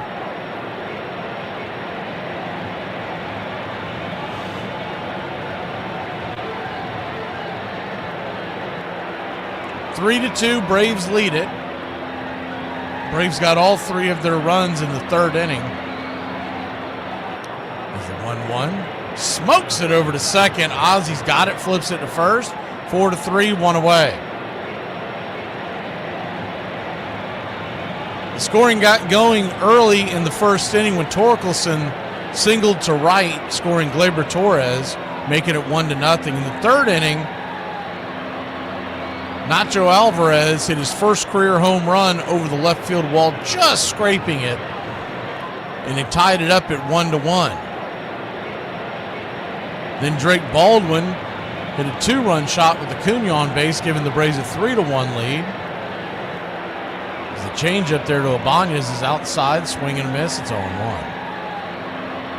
And Perez hit a sac fly in the bottom of the 3rd to make it a 1-run game. That's where we stand, 3-2. The 0-1 lifts it high into center field, drifting over, making the easy catch. Michael Harris the second, 2 down.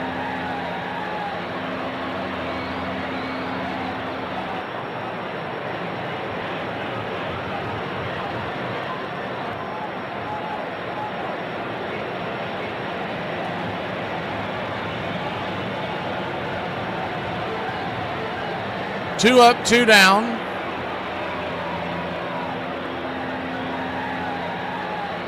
First pitch on the way is a curveball down and away. It's 1-0.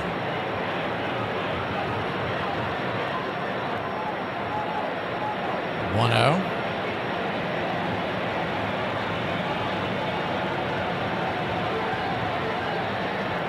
Curveball, teardrop at the knees. 1-1.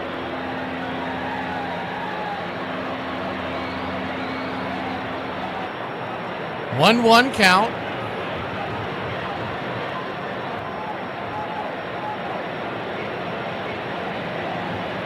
Down and away, 2-1.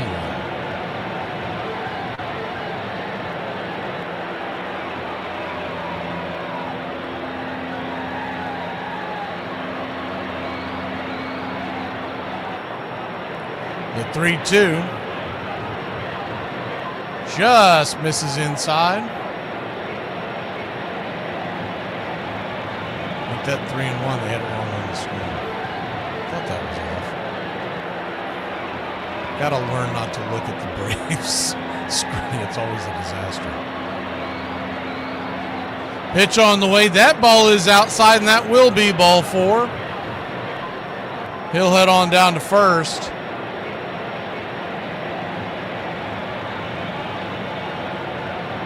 First walk of the day for Wentz versus 5 strikeouts and 4 hits, but now the go-ahead run comes to the plate.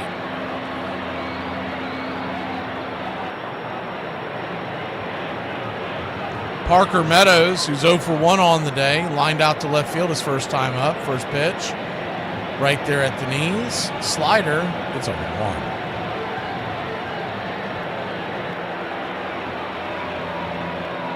The 0-1.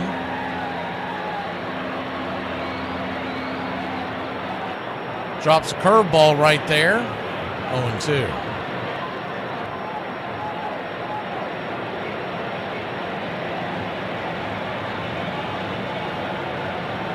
Bottom of the fourth inning. 1-2 out, the 0-2. Slider misses 1-2.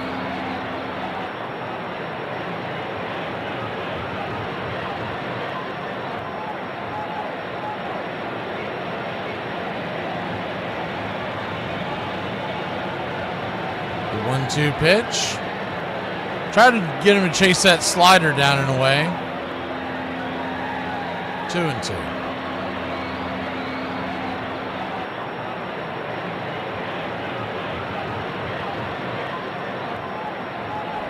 The 2-2. Swing! Fouls it back. We'll do it again.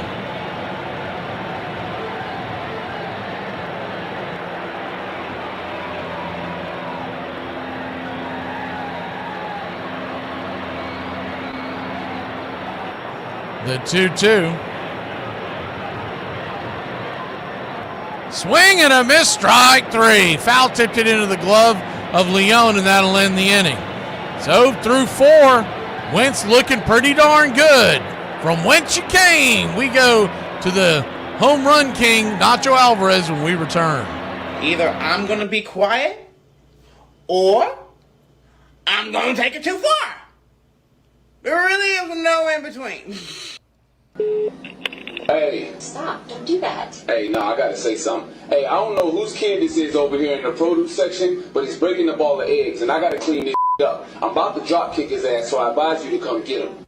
Hey, Joe, Yahoo Sports. For the first time since 1975, this is the NBA Finals where you have 2 black head coaches.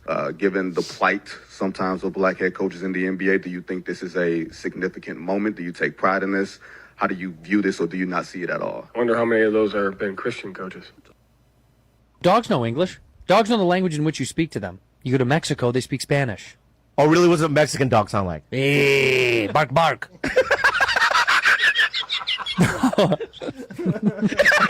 You know what, dude? You're right. Bow wow. Bow wow. Hey, man, bow wow.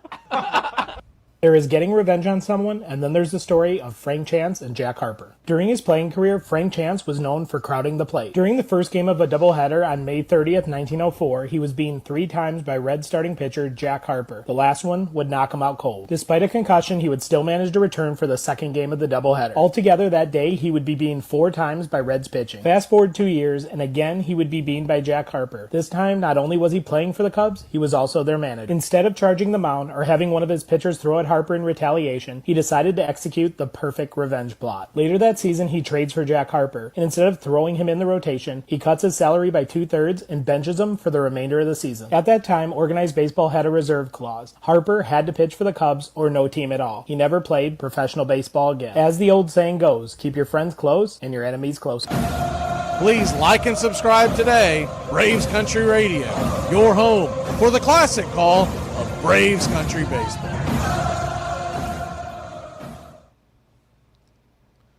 Welcome back. Top of the 5th inning we go. King Khan is back out there. First pitch on the way. Nacho Alvarez misses for a ball. It's 1-0. 1-0. Swing. Pops it up. Over by the first base bag. Torkelson gets it. 1 away. Well, we knew it was going to happen. He gets 1 home run. He's going to start popping it up, swinging for the fences.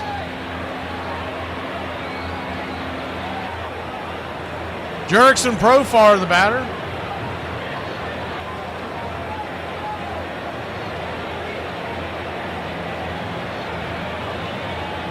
He's 0 for 1 with a walk. First pitch. Right there. Change up at the knees. 0-1. Tigers come in today just 2.5 in front of the Cleveland Guardians. Cleveland won again last night. The 0-1. Outside wide. 0-2.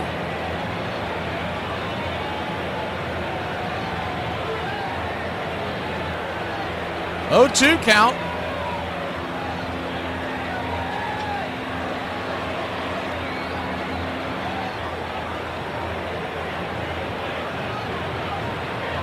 If someone could put something in the chat that ends with a question mark, I want to see something. They're claiming it makes a difference on what we can see now, but I know none of y'all typically put a question mark. I'm just curious if it actually shows up. The 1-2, swing, chops it foul. Doesn't matter what you put in there, just put, yeah, okay, I don't see any difference. Let's see if I can see it over here. Yeah. Fake news. Fake news. All right. The 1-2 count. Swing. Change up, fouls it away.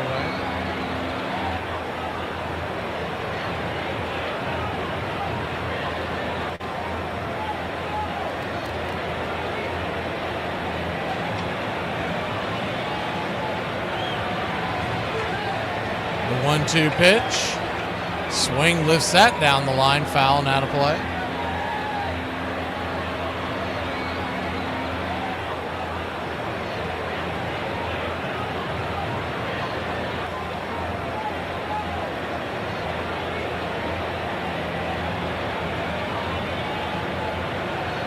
The 1-2 count.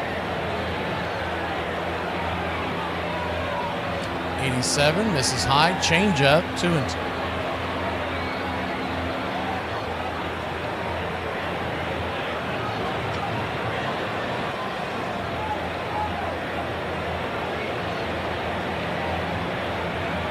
The 2-2 pops that up deep into left center field. Should have plenty of time to get it. Meadows does, the center fielder. Calling off Green, 2 down.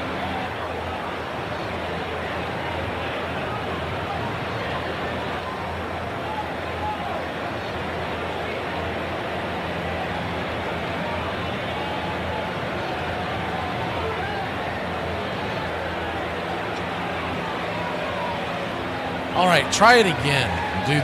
Put something in question marks.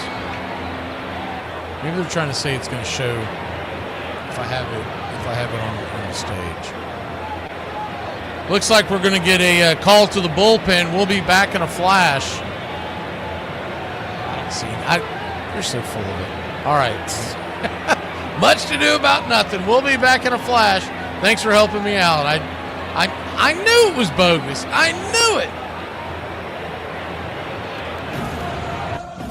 On this date, 1924, the 37-year-old right-hander, Grover Cleveland Alexander, goes the distance to earn his 300th victory when the Cubs beat the Giants in 12 innings, 7-3. Old Pete, as he was known, will collect 373 wins during his 20-year career in the National League, including stops in Philadelphia and St. Louis. On this date, 1951, Ford Frick, replacing Happy Chandler, is selected by the owners as the sport's third commissioner. The former National League president, best remembered for suggesting the single-season home run record of Babe Ruth and Roger Maris be separated based on the season's length and an asterisk applied, will hold the position for 14 seasons. And on this date in 1961, in a 13-inning contest, Sandy Koufax goes the distance, beating the Cubs 3-2 in the last regular season game at L.A. Memorial Coliseum, the venue originally built for the 1932 Olympics. The Dodgers are leaving the only home they have known since moving from Brooklyn 4 seasons ago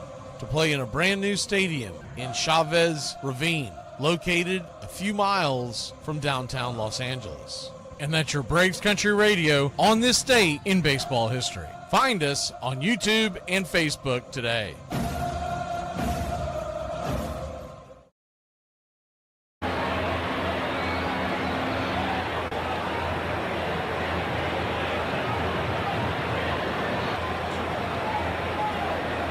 Matt Olson, your batter. Lefty-lefty matchup as we head back to the 5th inning with 2 outs. Holton, the reliever. First pitch misses outside. It's 1-0. Tyler Holton, 6'2", 200-pounder. From Tallahassee, Florida. God's country. 1-0 right there. First strike. It's 1-1. He did play his college ball for the Seminoles, the 1-1. Outside wide, 2-1. drafted by the Diamondbacks in 2018. Came over to Detroit in 23. He's been there ever since. The 2-1 count. Swing.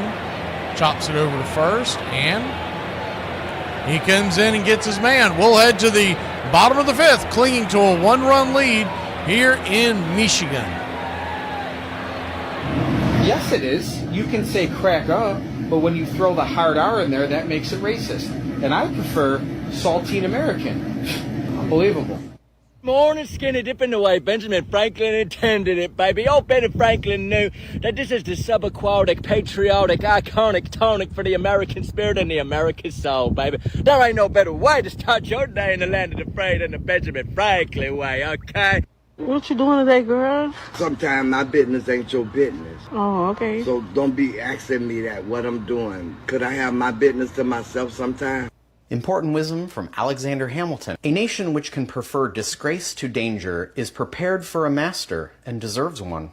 Here are 10 things you didn't know about Lou Gehrig. Number 1, he was a very big baby, weighing almost 14 pounds at birth. Number 2, as a 17-year-old, he started to get national attention after he hit a grand slam completely out of Cubs Park, now known as Wrigley Field. Number 3, he once played summer professional baseball under the name Lou Lewis to avoid losing his collegiate sports eligibility. Number 4, except for his minor league games in Hartford, he played his entire baseball life, Sandlot High School, college, and professional, with teams based in New York. Number 5, he wore number 4 because he hit behind Babe Ruth, who batted third in the lineup. Number 6, despite being knocked unconscious after he was hit by a pitch above the right eye, he was still in the lineup the next day and able to continue his consecutive game streak. Number 7, Yankees general manager Ed Barrow once helped extend his streak by postponing a game as a rainout on a day when he was sick with the flu, even though it wasn't raining. Number 8, he once threw a punch at Ty Cobb after a game. He fanned on the haymaker and landed on his head on the hard concrete floor and temporarily knocked himself out. Number 9, he was the first athlete to appear on a Wheaties box when he appeared on the back of the box in 1934. Number 10, June 2nd is not only the date he joined the Yankees starting lineup, it is also the date he passed away in 1941 at the age of 37.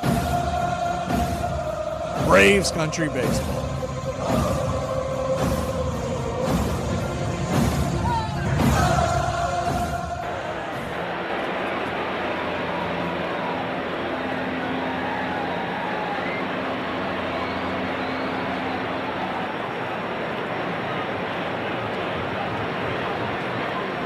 First pitch, start the inning off is a strike to Baez. It's 0-1.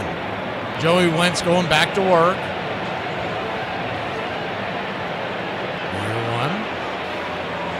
Outside wide.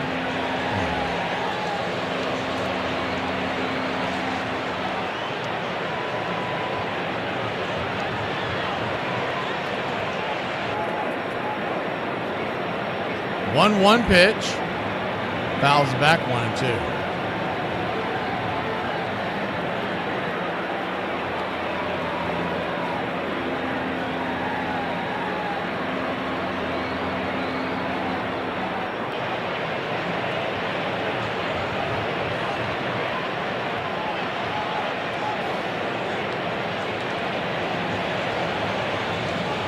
Two count, Baez, and then the top of the order.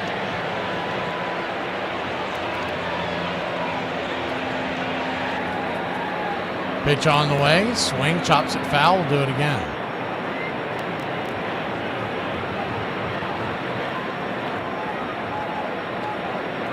Braves lead it 3-2.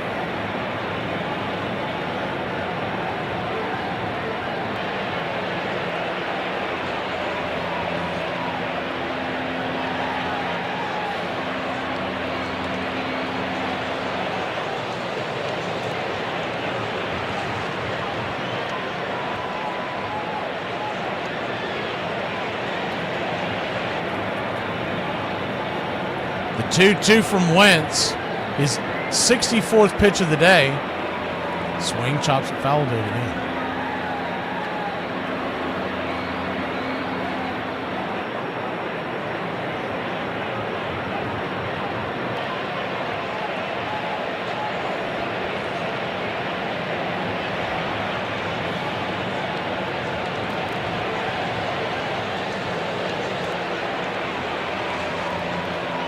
The 2-2 lifts it high into left field, fairly deep, but Profar is there. One away. F7 in your scorecard. Back to the top of the order will be Jones and then Torres. If anything gets going, Perez.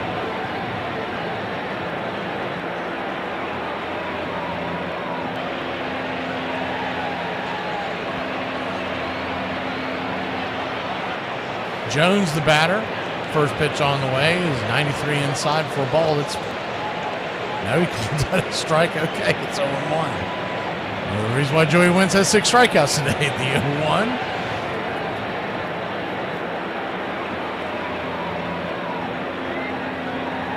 High and out of the zone.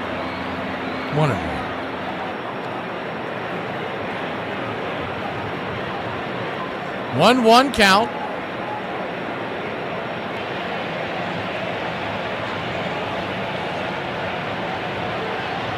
Curveball misses down and in. 2-1.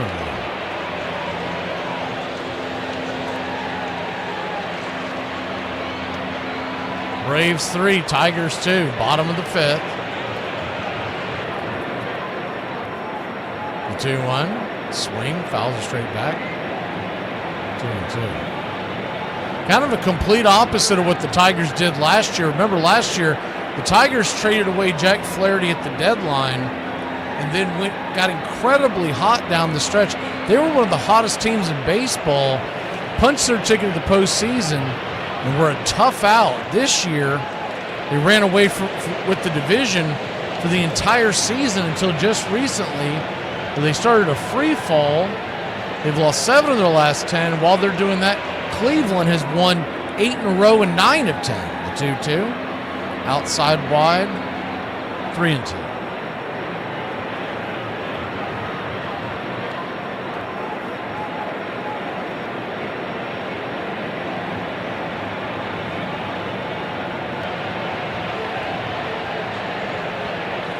The 3-2 pitch, swung on, chopped through the infield. That's going to be a 1-out single for Jahmai Jones.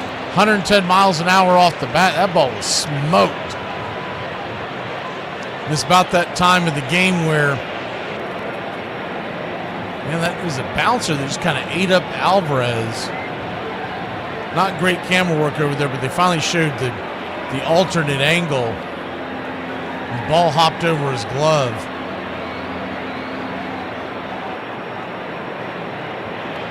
They've yet to score, but I'm assuming that it's going to be a single. Curveball down and in. 1-0 to Torres.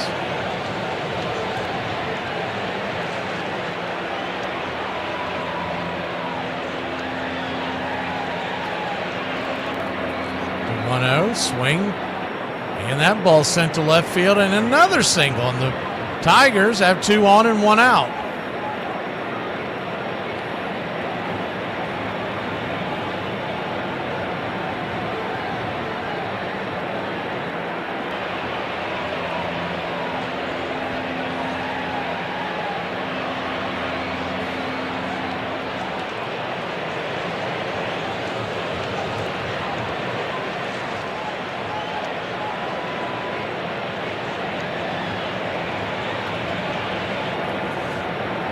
Two on, 1 out. First pitch to Perez is a slider that's banged back foul. It's 0-1.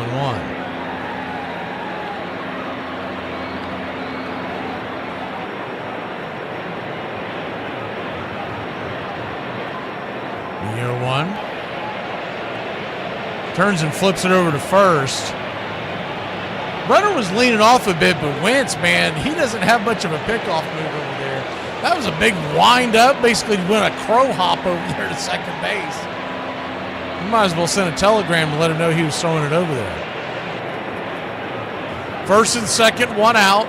Jones bouncing back and forth between second and third. The 0-1 in the dirt, 1-1. They're starting to stir a little bit in the Braves bullpen, but you didn't really see anybody moving per se. They were just kind of all getting up. I think they're going to have somebody working. Here we go. Was that Stratton? Yeah, Hunter Stratton starting to move around. The 1-1. Swing and a miss. 1-2. We talked about it pre-game. the Braves bullpen is well rested. They wanted to get aggressive in this game, they could, but it looks like they're going to go status quo and just warm up Hunter Stratton right now.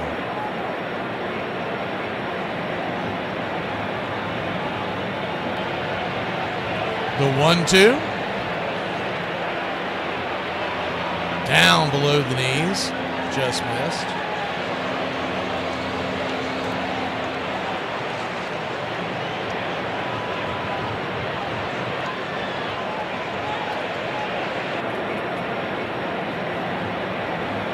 The 2-2 count. Swing and a miss. Strike 3. Chase one down and away. Might have been at the bottom of the zone on the outer edge. Nonetheless, big strikeout there by Wentz. That was a nasty snapper off the edge. And his 7th strikeout of the afternoon. Spencer Torkelson, the batter. He'll take the first pitch. Down and in for a ball. It's 1-0. 1-0.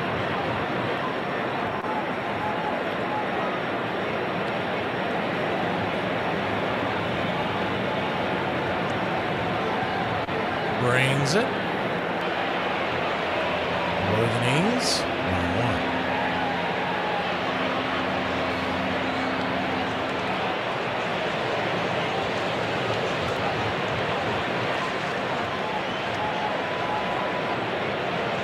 Braves lead it 3-2, 2 on, 2 out. The pitch.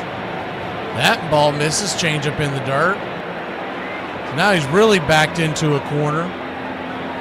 Torkelson and then Green is on deck. My guess would be no matter what, they would go out and talk to Wentz and try to get him through Green, the lefty. The 3-0 pitch. Down below the knees, ball 4.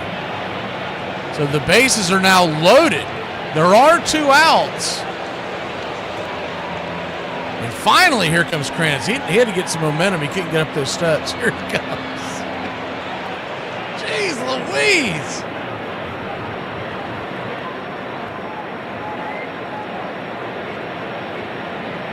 Schwellenbach's not the only one that needs to be rehabbing in the offseason. Look around the scoreboard. The Guardians are on top of the Twins. They're playing a doubleheader today. If these scores hold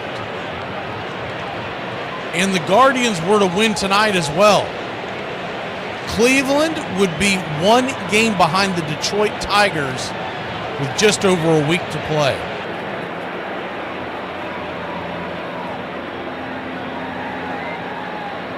When it's all said and done, this collapse, and A.J. Hinch is going to have a lot of questions to be asked if they can't hold on and win this division. Probably should have brought some of those trash cans up from Houston.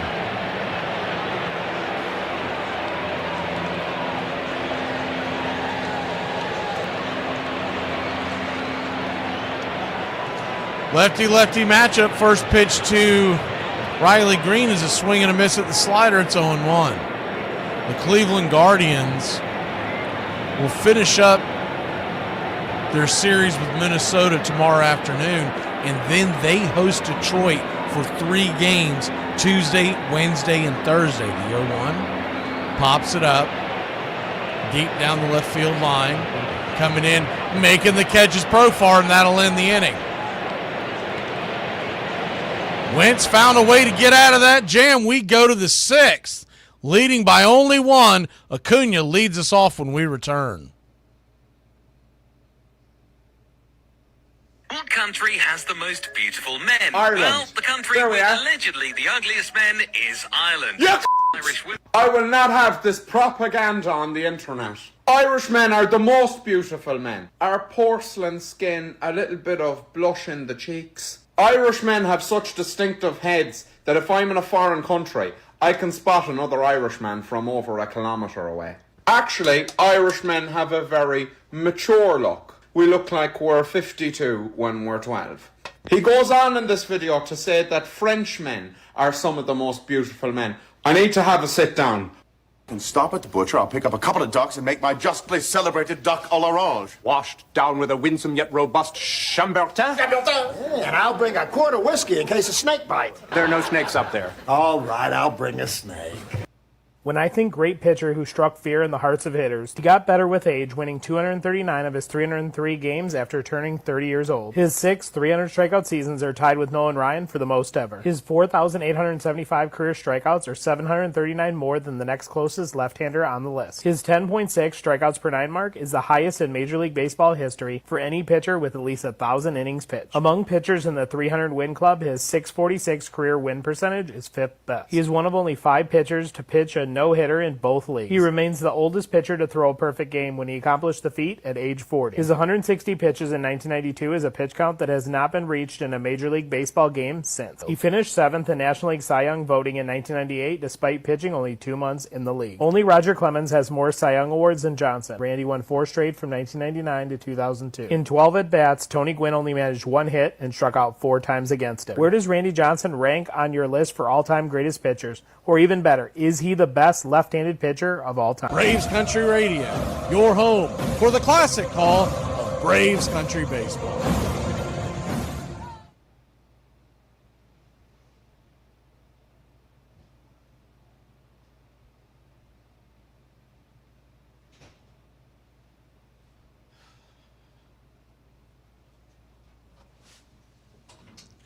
Welcome back. A little bit of technical issues there. We do apologize.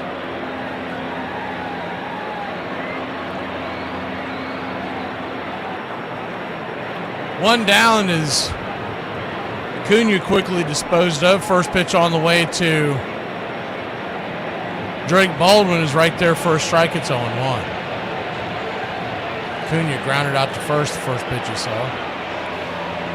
The 0-1 swing, chops that over to second. 4-3 put out. Another easy out, 2 away. 2 up, 2 down.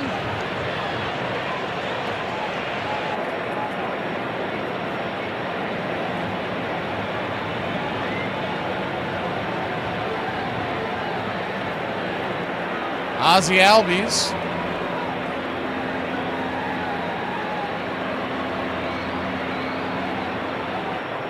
They're going to bring in another bullpen arm, so A.J. Hinch, man, he's dragging this game out. He knows he's about to get fired. We'll be back in a flash.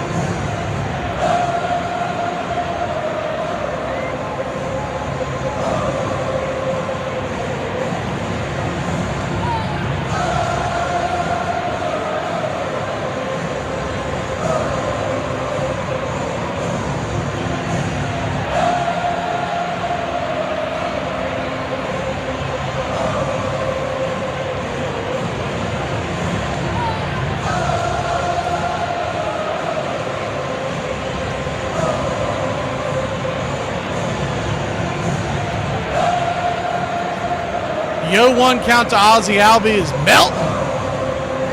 batter. Righty-lefty matchup. Four-seam fastball misses out of the zone. 1-1. Braves lead at 3-2, but they need some runs. You can't expect the bullpen to shut them down for the rest of the way. The 1-1 takes a curveball right there for a strike 1-2.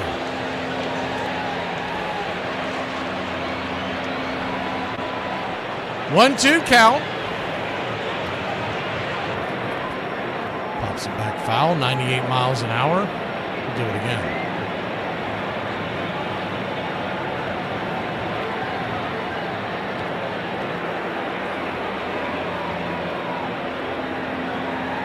The 1-2. This is high, 2-2.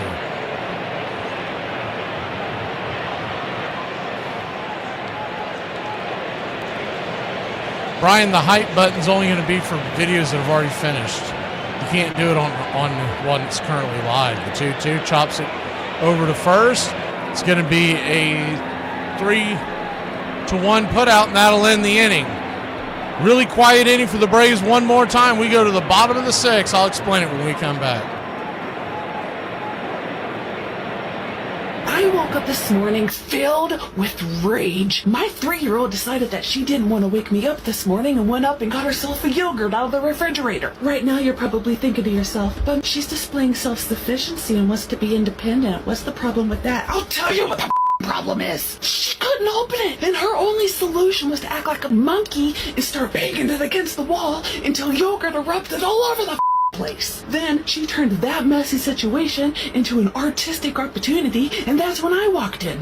By this point, I was prairie dogging my early morning poop, and it's no surprise that when I walked in, I my pants when I saw a Yoplait Van Gogh displayed all over my wall. A fresh pair of pants, a whole roll of paper towels, and a huge chunk of my sanity later, I go to my room to decompress. A few minutes go by and I'm feeling better. I'm feeling good. So I walk into the living room so I can give her a hug, and the little had another yogurt. June 1st, James Lawrence immortalized himself in U.S. Navy history in 1813 with the words, "Don't give up the ship."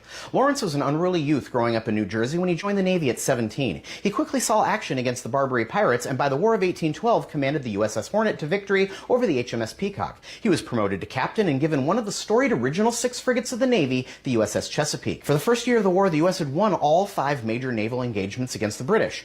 Veteran British Captain Broke was looking to halt the winning streak when he sailed HMS Shannon and her experienced crew right into the mouth of Boston Harbor, daring Lawrence to come out and, quote, "try the fortunes of our respective flags." Considering the Chesapeake's crew was raw and untrained, Lawrence should have said no. He didn't. Mortally wounded at the outset, Lawrence gave the famous order, and the Chesapeake fought until every U.S. officer was killed or wounded. The battle lasted only 10 minutes, but the Navy had a new motto. 3 months later, Oliver Hazard Perry would have "Don't give up the ship" stitched to his flag as he won the all-important Battle of Lake Erie.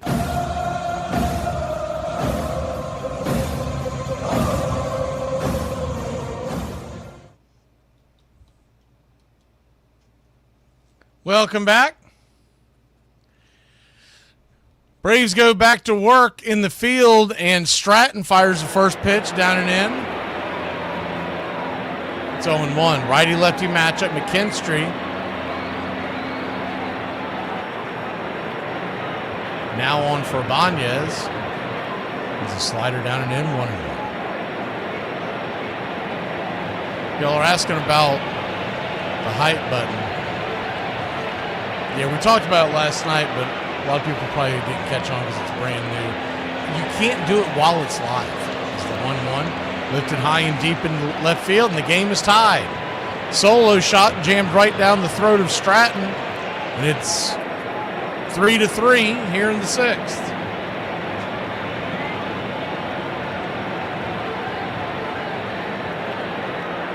Yeah, but it's a dry heat, Richard.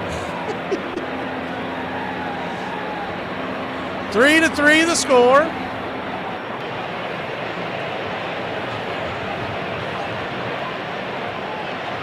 The Snicker continues to mess up a one-man band. You have the lead in the 6th inning in a well-rested bullpen. Hunter Stratton's not the guy you know. I'm sorry. First pitch on the way, swung on, smoked over to short. Thankfully, it's an atom ball. That ball was absolutely hammered Good play by Kim. He'll flip it over to first, one away.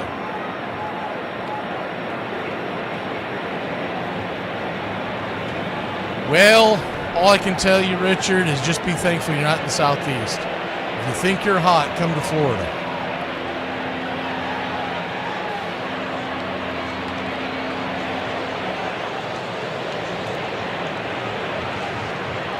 Meadows, the batter, first pitch, down below the knees. It's 0-1. The 0-1. Always makes me laugh with those videos you see online where they're like, it's so much hotter here than it. Dude, you don't know nothing until you've been in Florida. I'm sorry, you just don't. The 0-1 outside wide one. I've lived all over it, and it is not even close. And it's not a brag, it's actually a complaint. Can we do something about this? Can we get the land elevated a little bit so we're not sitting in pea soup constantly? The 1-1's popped up in the air. F6 in your scorecard, one away.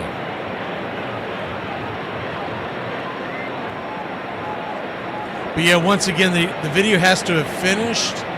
And I don't know how long it has to be finished. I think, because I don't think it pops up right after the video ends. I think you have to wait for a while on the lives. I'd say on the drops, it's probably available. And on the ones that are for members only, I'm assuming you don't have the hype, nor would it help either. But I do know that as the slider is popped up high in the sky. And, whoa! Kim cuts off Ozzy. Hopefully one of them caught it. Kim caught it. That'll end the inning. Good Lord. Ozzy is so used to running the show, he forgets that the shortstop is the captain of the infield. He's been bossing around Arcia and Acuna for way too long. What do you hear about the $1.50 slices? I'm gluten-free. I have nothing to say, so. What a f***ing nightmare.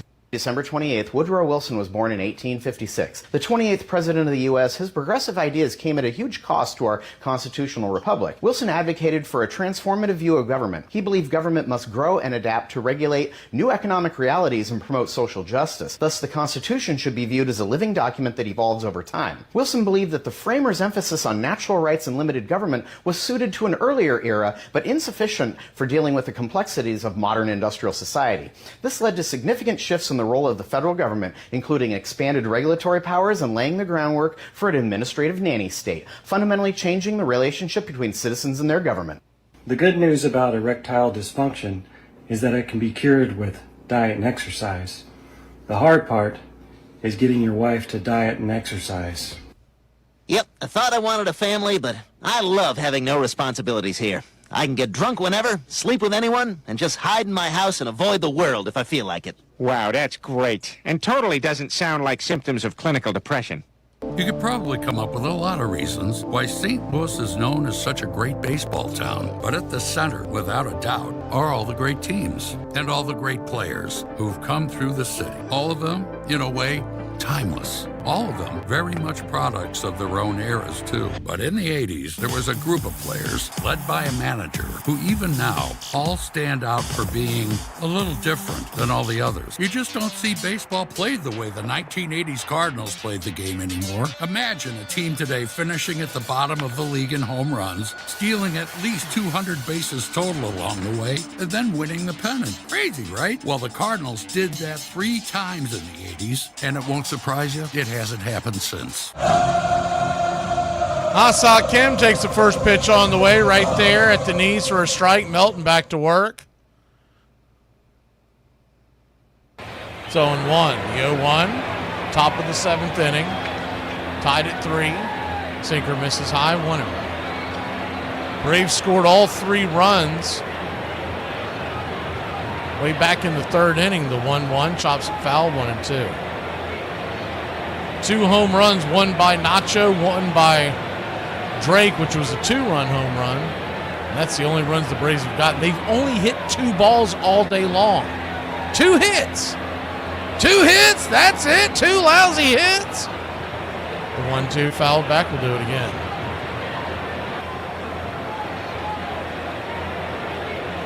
Oh, remember that, Major League?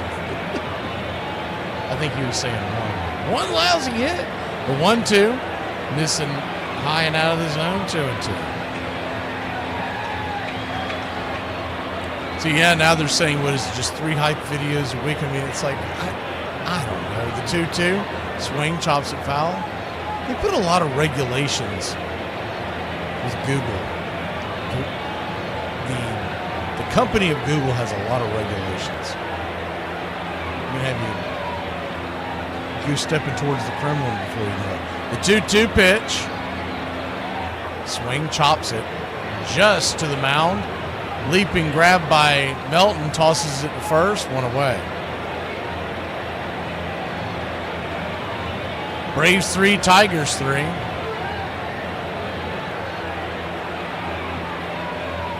We'll be getting some cowbell in the 8th inning, Richard.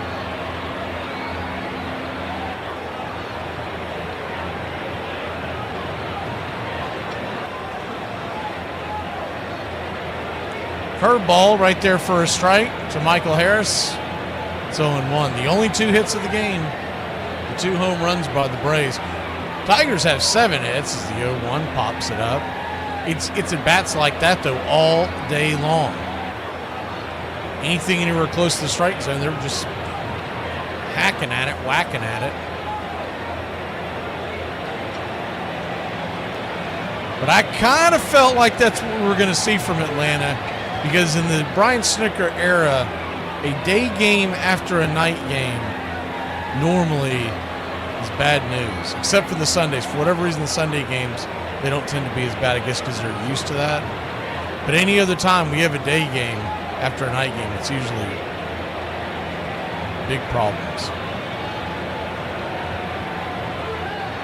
Pitch outside to Sandy Leone is for a ball. It's 1-0. The 1-0 lifts that back foul, 1-1.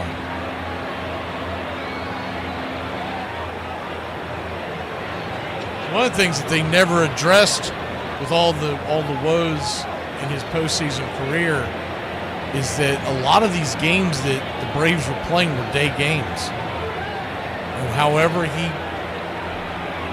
I would say prepare, but lacks to prepare his team, it shows up in these day games, the 1-2 and the dirt 2-2. I do not know what the answer is, but I guess the biggest thing is you can't keep doing the same thing over and over and expecting different results. 2-2 count, top of the 7th.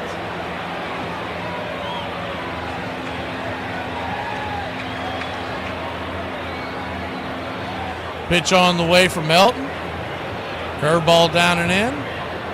3-2.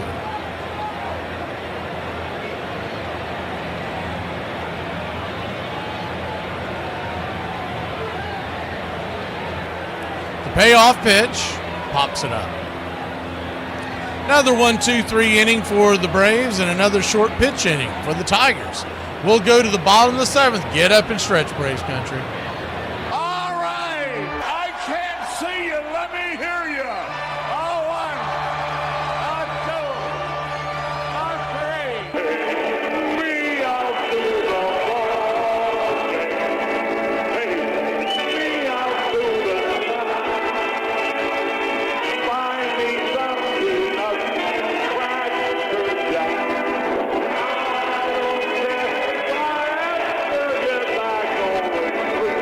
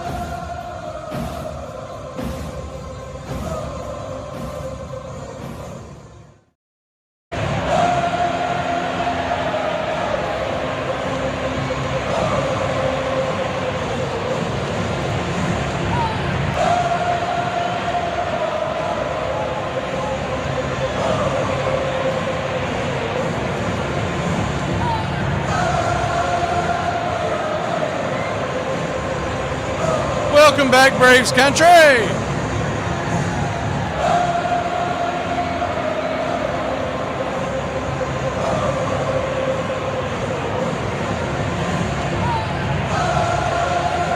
Dylan Lee coming to the bump.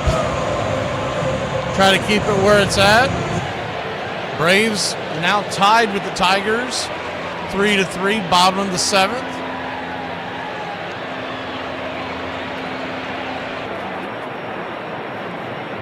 First pitch on the way is a changeup right there at the knees to Jones. It's 1-0.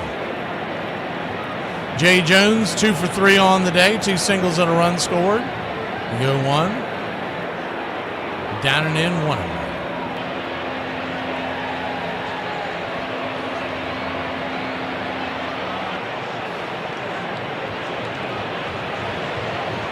1-0. One count.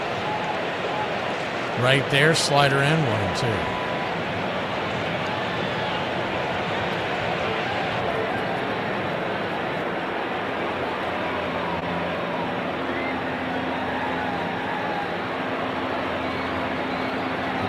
Pitch. Belted down the line. Fouling out of play. We'll do it again.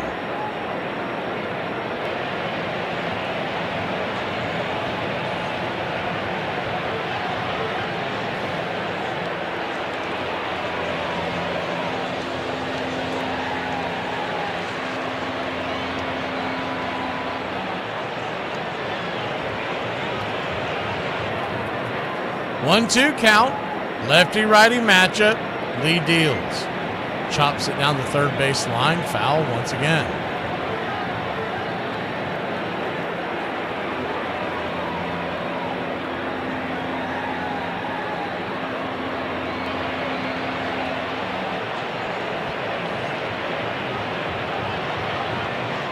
One-two. Drags it foully in. Change up in the game.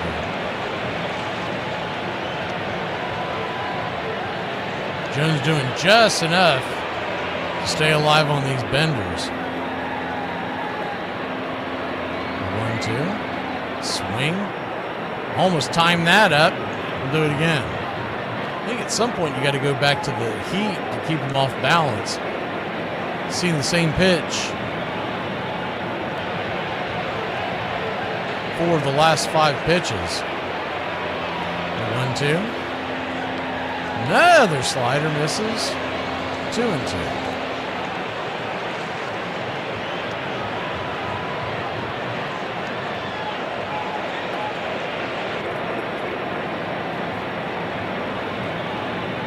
The 2-2. That ball's going to get ripped through the infield. So after seeing, 9 pitches in that at bat, he finally got it through. And it's a leadoff single for the Tigers. Keep going to that well over and over and over again. They're going to figure it out.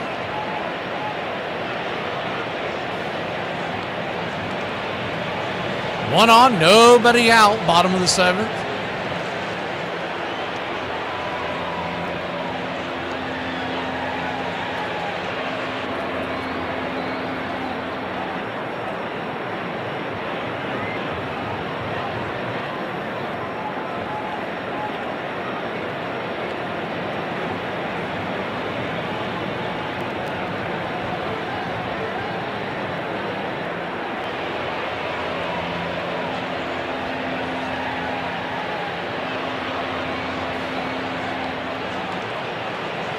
First pitch right there at the knees off that 1-0. Evens up the count 1-1.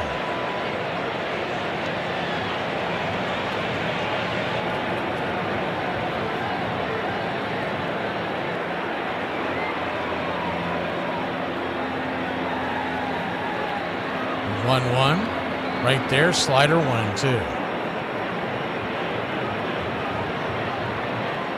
1-2 count.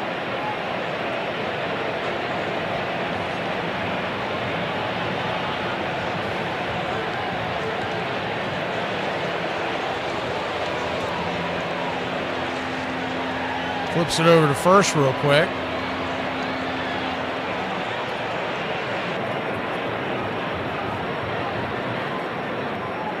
One, two. Swing and a miss. Change up. Strike 3.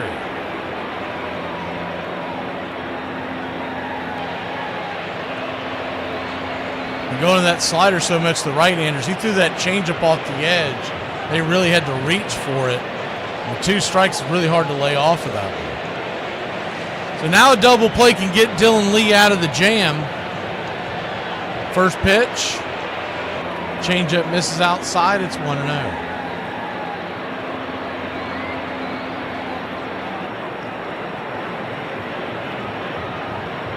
The 1-0.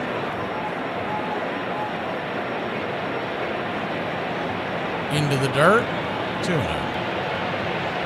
2-0 count.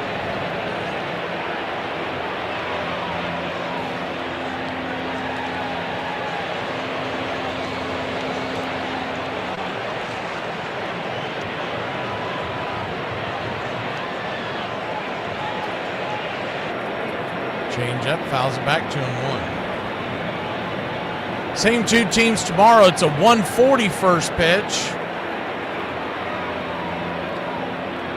Because baseball doesn't know what the hell they're doing. I mean, why are these 2 games in the same city played 30 minutes apart, whether it's a Saturday or a Sunday? I wonder why they have a hard time getting folks to tune in, because nobody ever knows what time the game starts. The 3-1 count.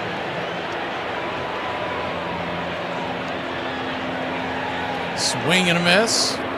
4-seam fastball, full count. On deck is Torkelson. Lee can not really afford to walk Perez here. It'll be interesting to see if they go to the pen again, too, with the right-handed power of Torkelson coming to the plate. If he can get Perez, they may wing it, but if it's first and second, 1 out, with Torkelson coming to the bump, we may get another pitching change. The 3-2. Swing and a miss, strike 3. Kind of a half-hearted check swing on the changeup. I think they really fooled him up on that one, tied him up, 2 down.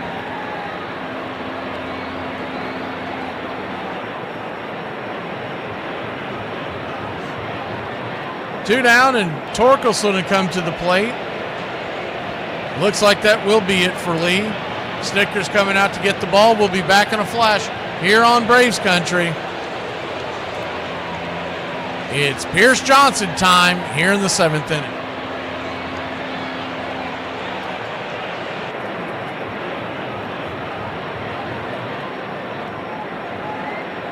To left center. Can Andrew catch up with it? A diving catch ends the game!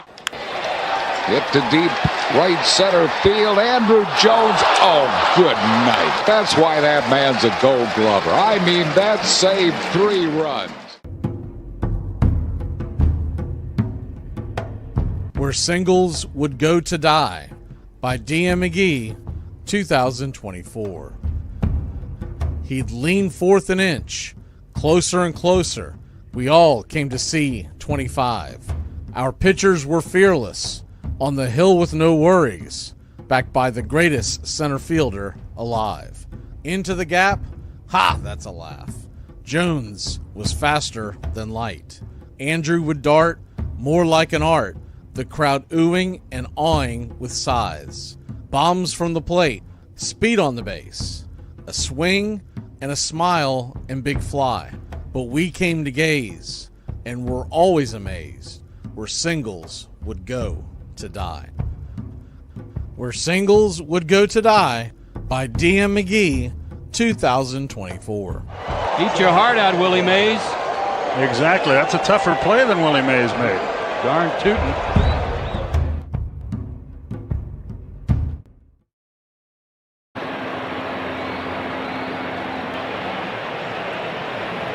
Welcome back here to Detroit, Michigan.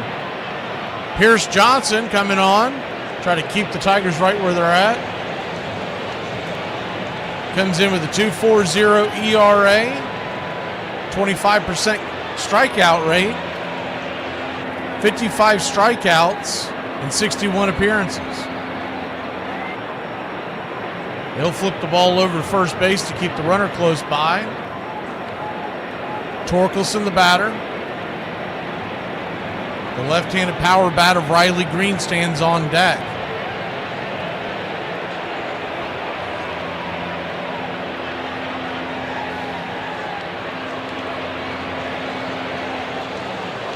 Curveball. Swing and a miss. It's 0-1.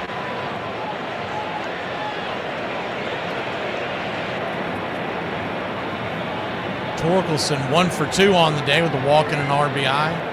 243 average, 30 home runs, 75 RBI, and 801 OPS. The 0-1 hangs a curveball up top.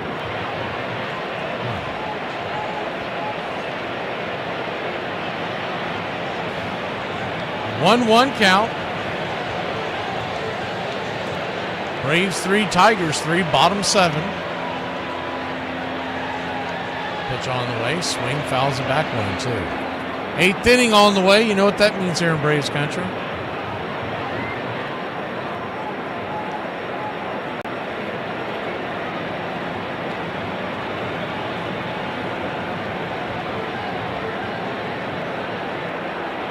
The 1-2 from PJ. Looks in to Leon. Swing, pops it back foul. Runner was on the move, but he'll retreat back to first.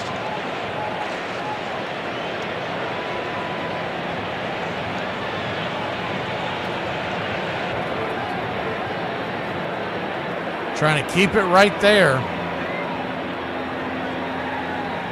Tie ball game.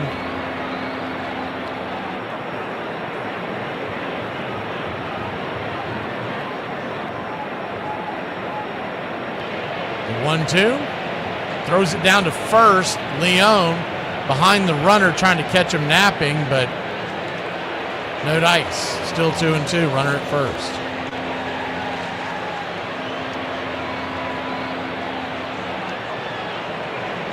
Nacho Alvarez, and then the top of the order will be due up for the Braves in the 8th inning.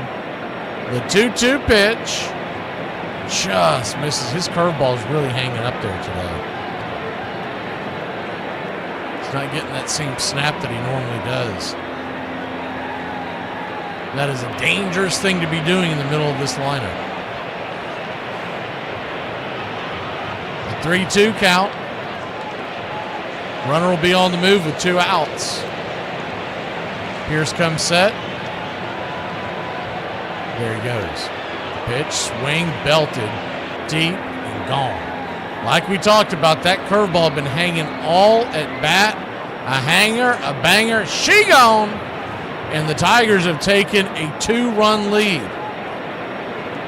Through another cement mixer, a curveball way too high in the zone. The Tigers are off the mat leading 5-3. You could just see it coming. They kept dialing up that curveball because that is his pitch. If he can't land that pitch, he really is not getting anybody out. Finally got it to get down a little bit, but it was still about belt high. You give a curveball belt high to a guy in the major leagues, especially a guy like Torkelson, you might as well have just underhanded up there like you're playing restaurant league softball. Curveball is banged down the line foul, first base side to Riley Green. It's 0-1. He dropped his bat immediately. He knew it. He's giving an end zone dance. Right there at home plate before he ever started at first. 5 years ago, he'd be getting one in the ear hole next time up, but the game has changed. The 0-1, swing and a miss. It's 0-2.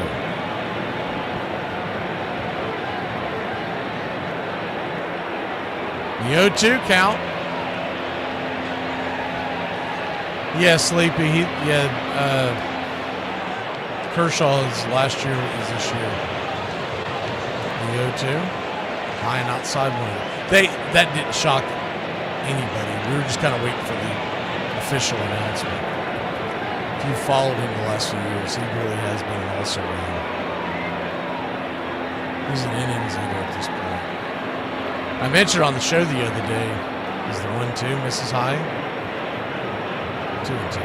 He's yet to be on an active roster that won a real World Series. So he'll be overinflated with his career numbers because he was never an October performer. The 2-2. Outside, wide, full count. Great in the regular season, but I still contest most of those numbers you would see him rack up. And the only reason why I know this is because playing fantasy sports all these years, you pay attention to this.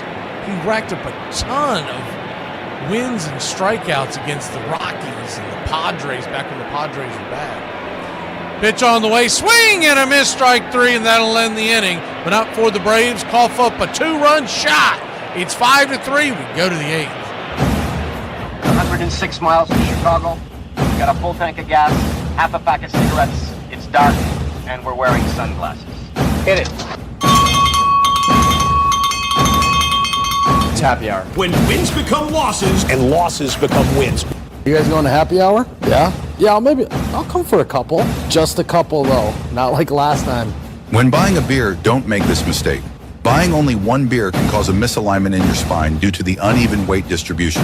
This can cause unnecessary back pain and potential spine issues. To prevent this, carry 2 beers, ensuring your body is balanced and proper health maintained. Okay. Let's get it! Hey! Afternoon, everybody. Put my pants on, one leg at a time. Guess what?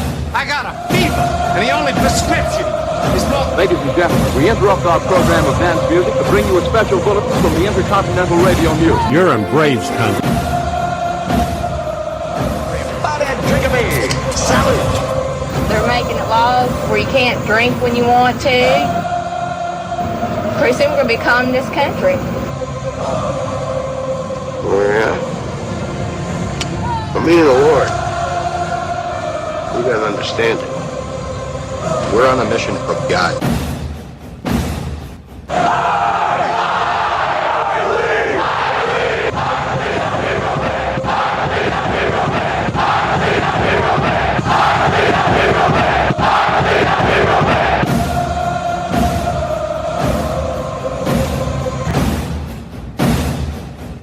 If you want to stop me, you're gonna have to kill me!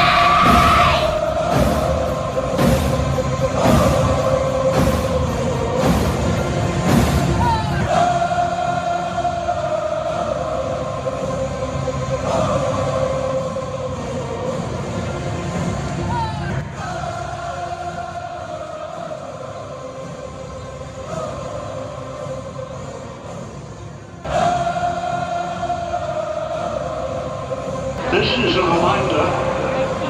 Disorderly conduct will not be tolerated. Please respect your fellow fan and refrain from any unruly behavior. Failure to comply with these guidelines will result in ejection. Finnegan on to the top of the 8th. First pitch on the way to Nacho Alvarez is right there for a strike. It's on 1. Nacho, one of just 2 hits on the day for the Braves. It was a solo shot back in the 3rd inning. 0-1, down and in.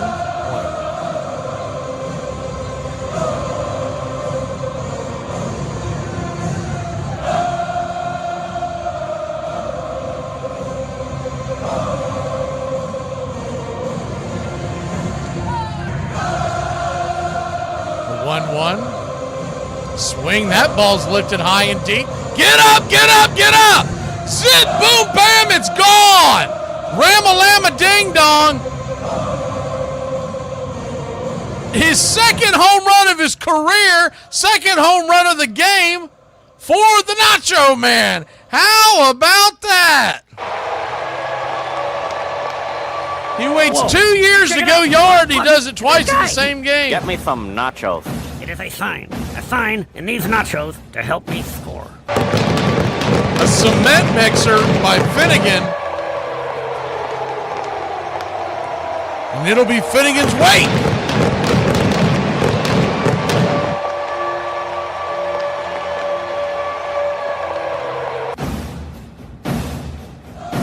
Kyle Finnegan, four-seam fastball right there. It's 1-0. Kyle Finnegan, you will remember him from the Washington Nationals for many moons. It's a splitter on the way, swing and a miss. It's 1-1. The 1-1.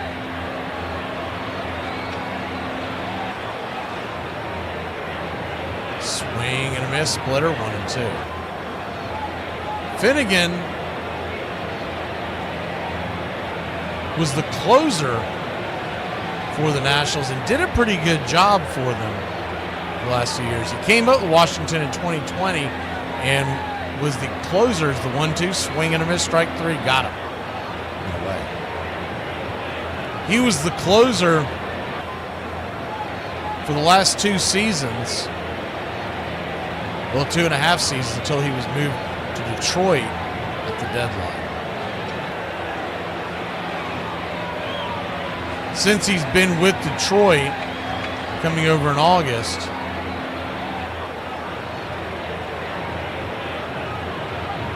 as the first pitch on the way to Matt Olson is right there for a strike, swing and a miss, it's 0-1.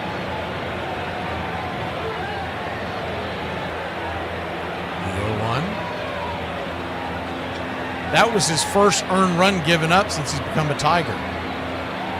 Four-seam fastball, misses high with 0-2. High strike called to.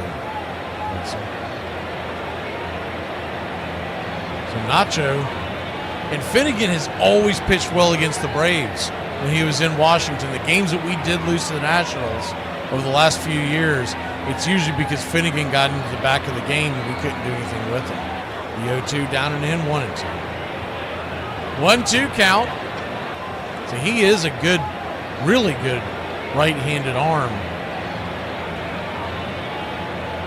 I did not have that on my bingo card. Nacho Alvarez taking Finnegan. The 1-2, just below the knees, called for a low strike three.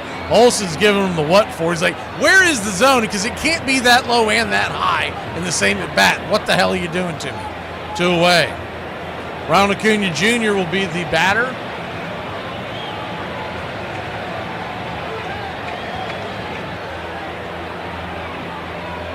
He, along with most everybody else, is a big fat ofer.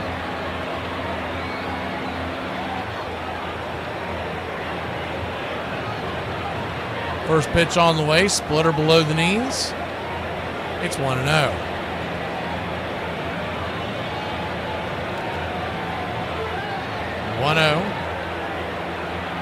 Guardians 5-0 now over the Twins, so the Tigers desperately need this win. 1-0. Once again, they're playing a 3-game set next week. That it could end up being our doubleheader. We're going to wait until the day of to decide because of the way the standings have been going up and down and up and down. Most likely our doubleheader will be Wednesday. We just haven't decided which game. The 2-0, splitter swing and a miss, 2-1. Braves are playing a 12-15 game that day. So the idea is going to be to either bring you a day-night split or a straight doubleheader going into the 4 o'clock hour. The 2-1 count, high and out of the zone, 3-1.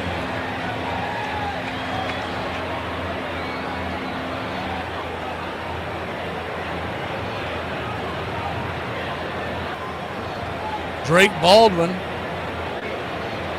standing on deck. The 3-1 just grabs the inner cut. Full count. If Acuna can work his way aboard, he would represent the tying run and bring the go-ahead run to the plate in the form of Drake Baldwin. If he can't get aboard, Drake will lead us off in the 9th with Ozzie and Kim to follow. The payoff pitch to Acuna. Inside ball 4. So he'll head on down to first. Great at bat by Acuna, making Finnegan work. And Bravo. Drake Baldwin, who hit one out earlier today, why not? We've got 2 solo shots by Nacho Alvarez, let's give us two-run shots by Drake. First pitch on the way, 96 inside. It's 1-0. Braves trail 5-4, top of the 8th.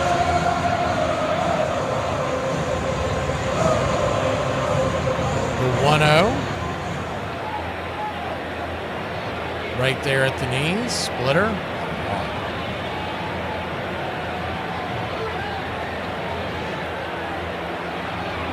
1-1 count.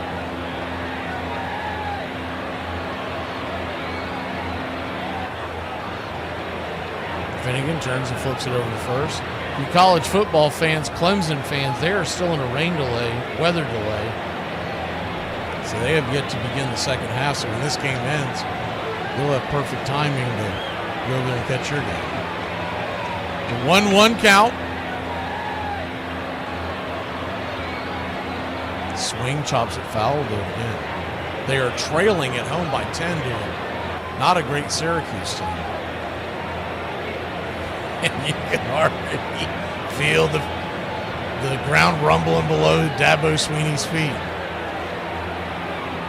as he keeps doubling down.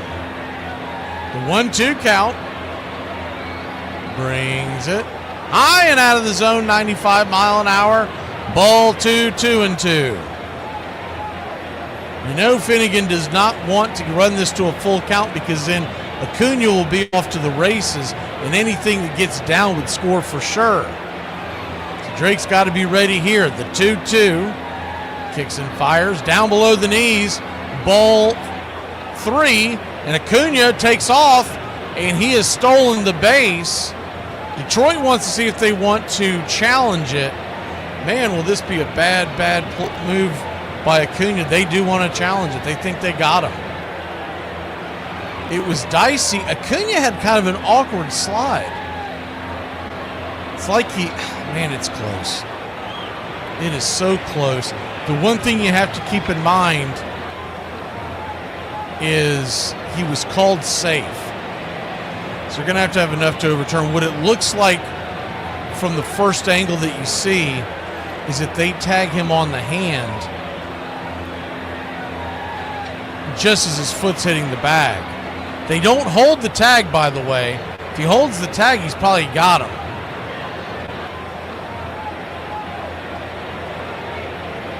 But when you see it from the back angle, it looks like he's hitting. Man, it is so close. I don't know how you overturn that. I think from a logical standpoint, I believe the tag actually got him.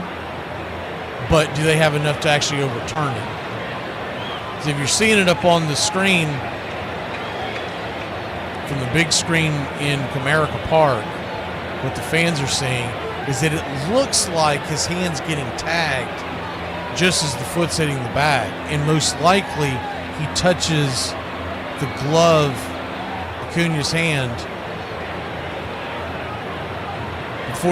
before his right foot is curled and touches the bag. But it's so close, I just don't know how you overturn it. But the Braves have been on the short end of this quite a bit.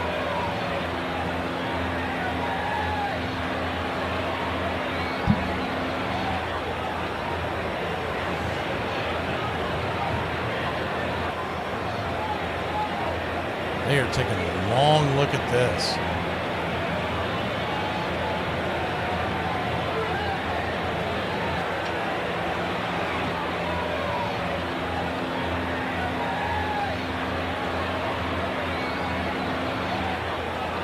Here comes the call. They're going to say he's safe. I really think that's more, they didn't have enough to overturn it, but we'll take it nonetheless. Remember, the at-bat is still going. It's still a full count. We have a runner now at second base. Here we go. Payoff pitch. Splitter is swung on and fouled back.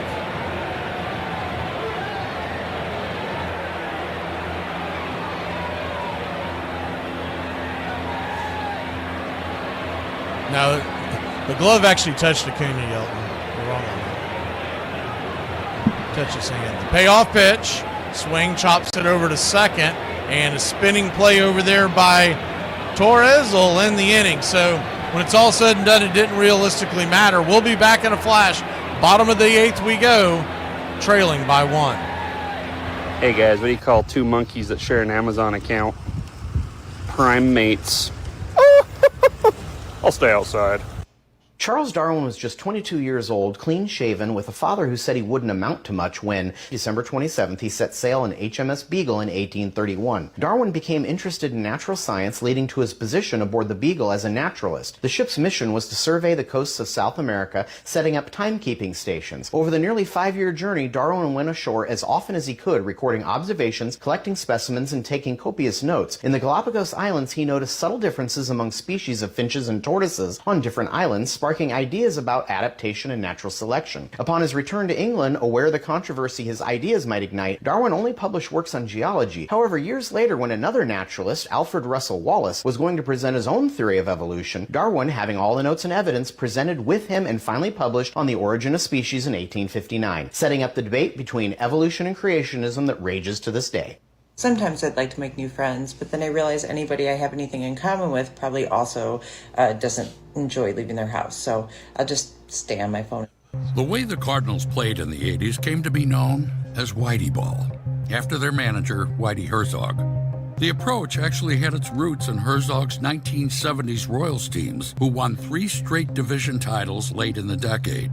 But despite that success, after his 4th season in Kansas City, Whitey had a sense his days were numbered. I knew the first time that I didn't win a division or get into playoffs, I'd be gone. 79, we finished 3 games out. I set an all-time attendance record, and I went hunting with George Brett on Monday, and he said, what do you think is going to happen? I said, well, I got a 10 o'clock in the morning, I got an appointment at the ballpark. I said, I'm going to get fired. So I got fired.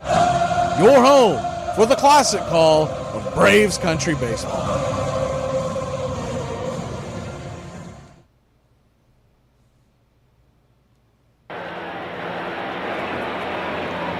Dylan Dodd is on to try to keep it a 1-run game.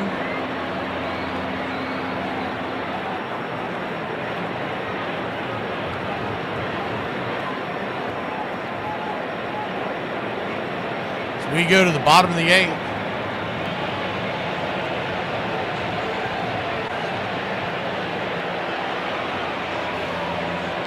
First pitch on the way, swung on, chopped over towards first. And it's going to be an easy G3 to Olsen. 1 down.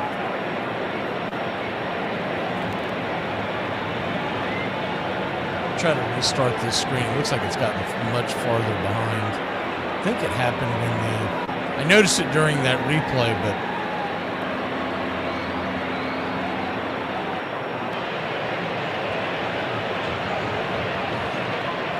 first pitch is a cutter right there to Dingler. It's 0-1.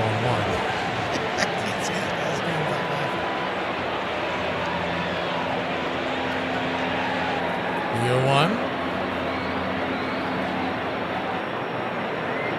Right there for a check swing and a strike. It's 0-2.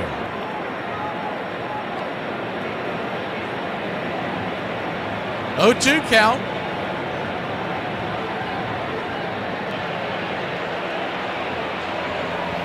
Lefty-righty matchup. The pitch on the way. Swing and a miss. Strike 3. Smoke him if you got him. He got him. 2 down. Braves trail by 1. We'll have the middle of the order due up in the 9th inning. Ozzie, Kim, and Harris, unless they're pinch hitters. Remember, we do have sitting on the bench Marcelo Ozuna if they want to pitch hit for, we'll say, well, kind of hamstrung because they put the Drake at designated hitter today. Is the 1-0. Cutter misses off the plate to get it started. Swing, chops it over to second. It's going to be a 4-3 put out. 2 down, or 3 down. That'll end the inning. Tigers go down 1, 2, 3. Ozzie Albies try to tie it up when we return. Someone the other day told me just to go with my gut feeling. If I feel like something's right, do it. It is now approximately 8:30 in the morning, and I ended up with tacos and beer. And I'm not saying that I think this is a bad idea. I just don't know how we got here.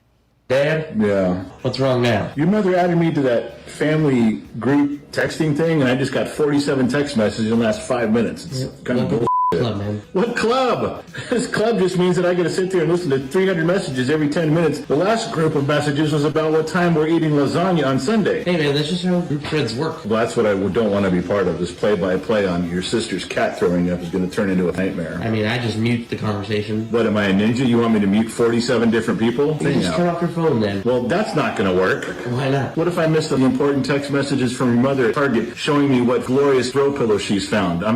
Yeah, is it a big deal if you miss Mom's text from Target? Well, if I miss those texts from her, how am I supposed to know how to lie? I gotta pretend to be interested in the she's interested in, and if I miss the text messages, I won't have any idea what we're talking about. Welcome to being married. Hey, I just want y'all to know, if y'all ever decide to make plans with me, if I have a 30-minute appointment scheduled for that day, that means that entire day is booked. In late May of 1980, he's fishing in the Ozarks in Missouri, and Gussie Bush's office calls from St. Louis and wants him to manage the Cardinals. He hadn't won since 1968, and he said he wanted one more time whether Clydesdales could run around Busch Stadium. He'd like another pennant winner, not necessarily World Series winner. I watched him play for 2 weeks, and I went to Gussie, and I point blank said, "You got overpaid prima donnas that are never going to win." Well, he said, "What do you want to do about it?" I said, "I want to tear it apart with speed. I want to change the philosophy." His answer was, "Do it."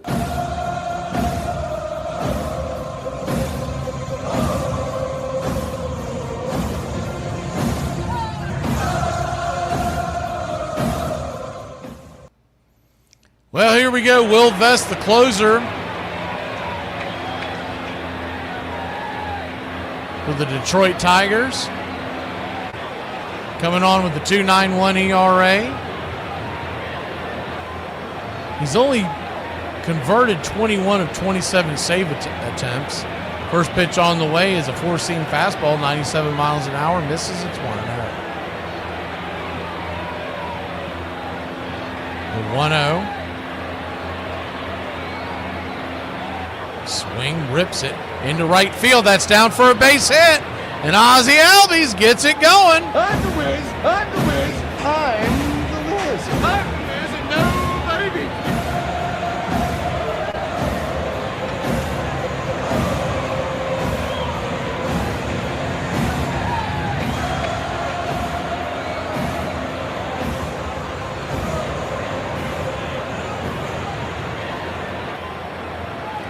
Ha-Seong Kim takes the first pitch, below the knees, four-seam fastball, called for a low strike. Another bad call by Ben May. Ben May not, it's 0-1. The 0-1. Swing, lifted into right field. That's down for a base hit. Ozzie Albies trucking towards second. He'll slam on the brakes, but the Braves have runners on first and second, and nobody out.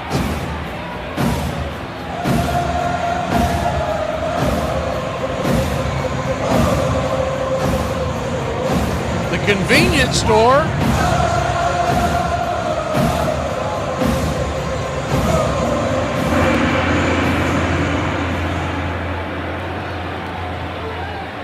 First pitch on the way to Michael Harris, the second. 97-mile-an-hour fastball right down the pipe. It's 0-1. You'd kind of like to see Harris drop a bunt. The problem is Vest, man, he throws that high heat. He's likely to pop that up. The 0-1. Outside wide, changeup misses, 1-1. It's not really a pitcher that has the kind of repertoire that you can necessarily lean on and say, yeah, give me a good bunt off of his stuff. The 1-1. Drops another changeup in there. 1-2. A more skilled bunter, you could probably trust him, but you're probably just better off letting Harris swing away. 1-2 count. Pitch. Swing. Just got a piece of it. 99 miles an hour.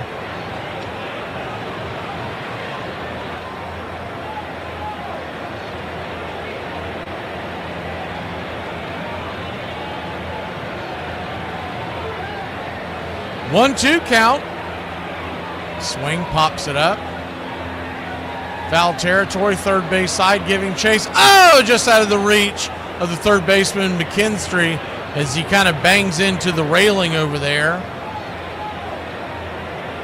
And Harris will live to tell the tale. Live to tell the tale. Man, that hit him in a bad spot right in the glove.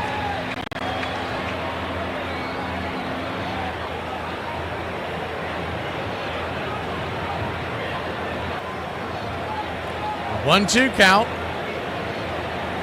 Swing. Dribbles it foul back behind home plate. We'll do it again. Just got a piece of that, maybe a stitch or two.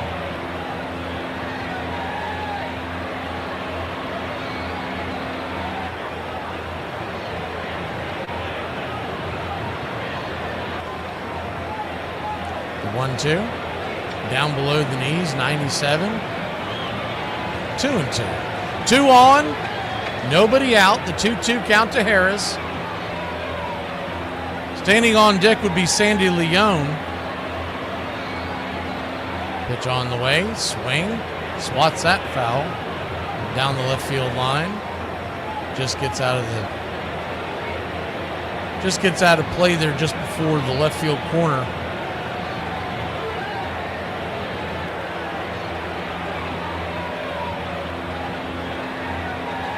The 2-2.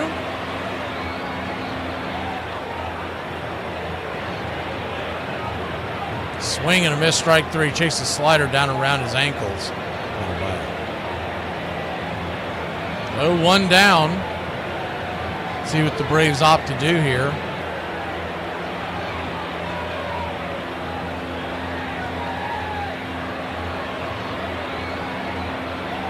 Guardians still leading the Twins 5-0 there in the 7th inning.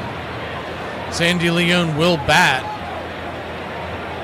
He's a double play waiting to happen, so he's got to get the ball up. First pitch on the way is a slider down and in. It's 1-0. Gets good speed on the base paths. You got a veteran batter at the. You wonder if they may try to put something on. The 1-0. Lifts the four-seam fastball high and out of play. It's 1-1.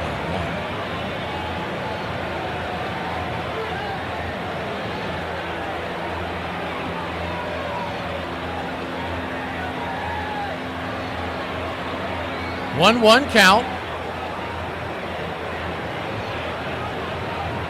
Swing, fouls it away, 96 miles an hour on the outer edge. 1-2. Assuming no double play, the man of the hour, Nacho Alvarez, is standing on deck. He has already hit 2 home runs, his first 2 home runs as an Atlanta Brave.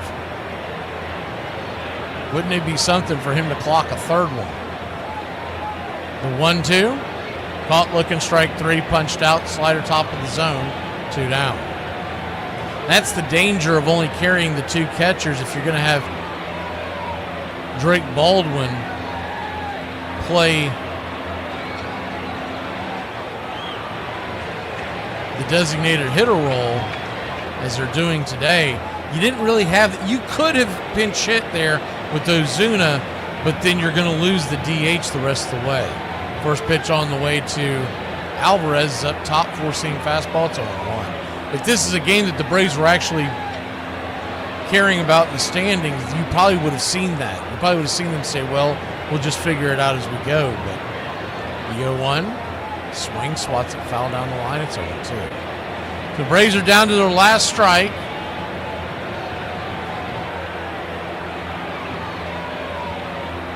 The 1-2.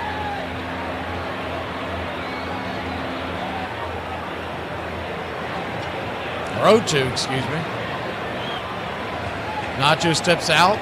He's hit 2 solo shots today. He just needs a single to tie the game. Ozzy standing at second would score with ease. The 0-2. Down and away. Ball gets away, and Ozzy will make it down to third base. Good hustle by Ozzy Albies. Kim was kind of caught there, didn't know if he should go or not, so he played it safe.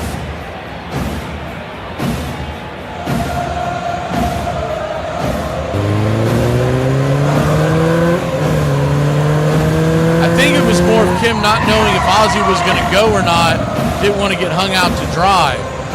So a 1-2 count, another wild pitch could tie the game. The 1-2, swing, that ball's going to get dropped into right field. That ball's down for a base hit. The game is tied. The game is tied, and the Nacho Man comes through one more time. All right, baby. It is a sign. A sign that needs nachos to help me score.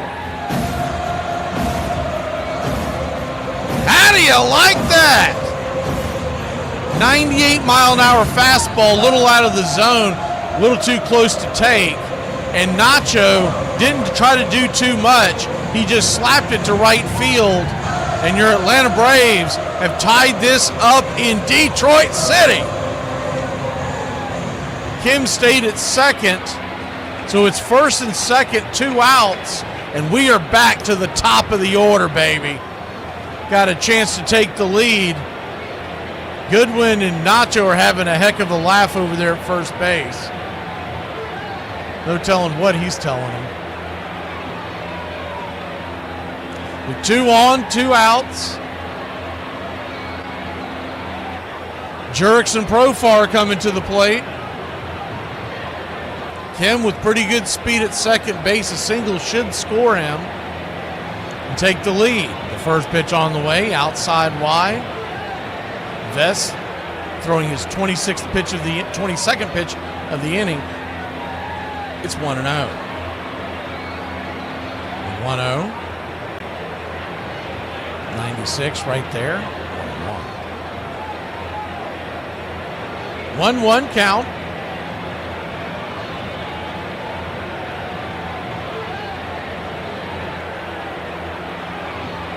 Swing and a miss, 96 miles an hour. 1-2. He's gotten 2 strikes on a couple of batters so far and then given up the hit. See where he goes here. Braves 5, Tigers 5, top of 9.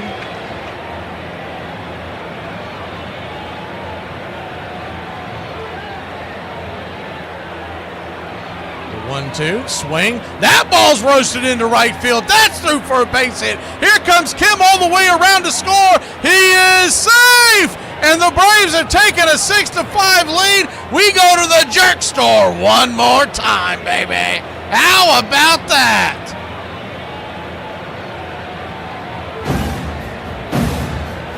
Well, the jerk store, Cole. They're running out of you. Scalded that ball through the infield. It's a smart line, and a smart crowd will appreciate it. A worm burner. Down for some bonehead mass audience. And the runners are now at second and third as the ball got away at home plate. They probably thought about sending Nacho, but they slammed on the brakes. We're going to get a pitching change. Braves have a 1-run lead, and the eyeglasses is warming up in the pen. We'll be back in a flash.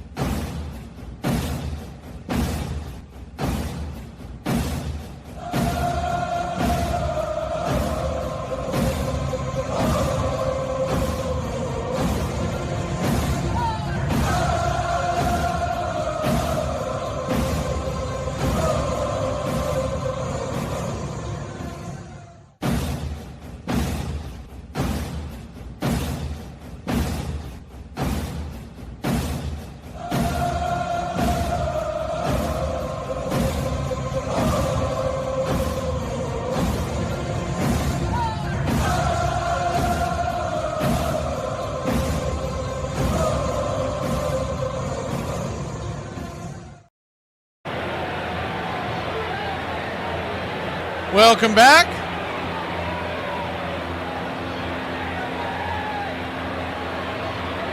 Atlanta Braves have come roaring back to take a 6-5 lead.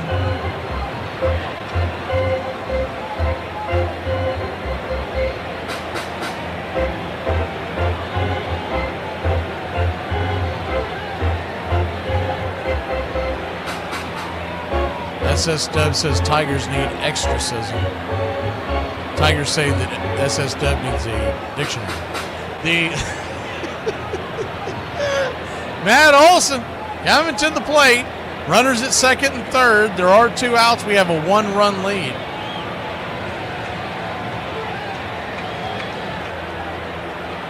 Righty-lefty as Montero's on. Rafael Montero. First pitch on the way, 93, right there on the outer edge. It's 0-1. Braves trying to extend to a 7-game winning streak. The 0-1. Splitter in the dirt. Infield back into the right.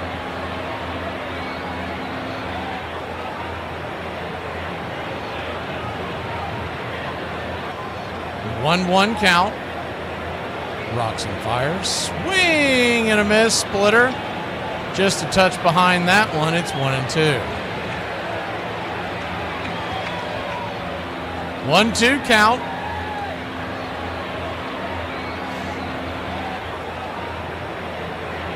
Brings it. Swing, slaps it foul. 94-mile-an-hour fastball.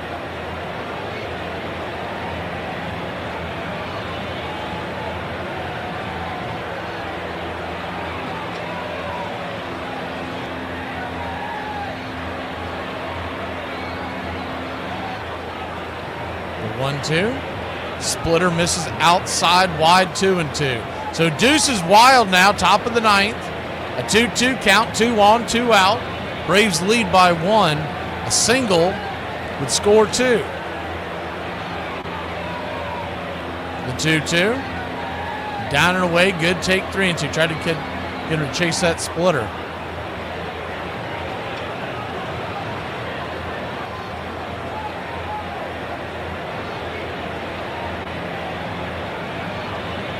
Montero comes set. The payoff pitch. Outside wide ball 4. So Matty will head on down to first base. The bases are now loaded. This is not watered down. This is Ice House. Ice House. Smooth as it gets. Ducks all over the pond. And here comes Ronald Acuna Jr.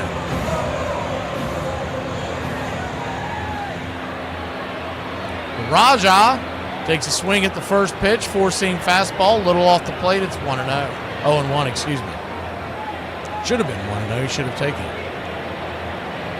Probably a little overzealous here. Bases loaded. The 0-1. Swing, pops it up. Well, that'll do it. Should do it. Running catch made by Perez. It is, and that'll end the inning. But not for your Atlanta Braves. Put some more on the board. Look, that guy. Get me some The Nacho Man coming through on a big Saturday afternoon. Here comes eyeglasses, baby. Bad news for e-cigarette users. You look stupid. Have you ever been so frustrated with the lack of direction at your job that you just wanted to quit? That is exactly what happened to Hall of Fame pitcher Hal Newhouser. Hal Newhouser had a 17-year Hall of Fame career filled with lots of accolades. After he retired, he returned as a scout for the Orioles, the Indians, the Tigers, and the Astros. He was responsible for discovering Milt Pappas, who went on to win 209 games, and Dean Chance, who won the Cy Young in 1964. Prior to the 1992 draft, he went to the Astros and told them to select Derek Jeter with the first overall pick and pay him whatever he wanted. The Astros would ignore his advice and instead go with Phil Nevin, who didn't necessarily have a bad career, but he never came close to the career Jeter had. 5 picks later, the Yankees would draft Jeter, and we all know how that turned out. Rookie of the Year, 5 World Series rings, 14-time All-Star, and over 3,400 hits. The day after the draft, Hal Newhouser quit the Astros, ending a career of more than 50 years in professional baseball. One can only imagine how much this would have changed the course of history if the Astros had not ignored his advice, and how scary of an infield would the Astros have had with Biggio, Bagwell, and Jeter. I don't know which parents need to hear this right now, but your kids are absolutely throwing your spoons away. So Whitey had a vision for the Cardinals and a plan to get the job done. He took himself temporarily out of the dugout late in 1980 to take over as the team's general manager. And a few months later, the White Rat would send the baseball world into a frenzy at the winter meeting. I got down to Dallas about 6 o'clock, and he comes bursting through the door and he says, "Where you been? I got trades to make." And by 6 o'clock the next morning, he'd made an 11-player deal with San Diego to get Raleigh Fingers, and that was only the beginning. Following day, Herzog strikes a trade with the Cubs to get through Suter. He has, at least for a few days, what he calls the greatest bullpen ever. So now I've got 2, and if I can do 1 or 2 more things by the time I leave here, I think the general manager's done his job, and then if the manager don't screw it up, we'll be all right. And then everyone's thinking, well, what's Whitey going to do? You know, he's not going to be able to keep both these guys happy. They both want to close the game. Braves Country Radio, your home for the classic call of Braves Country Baseball.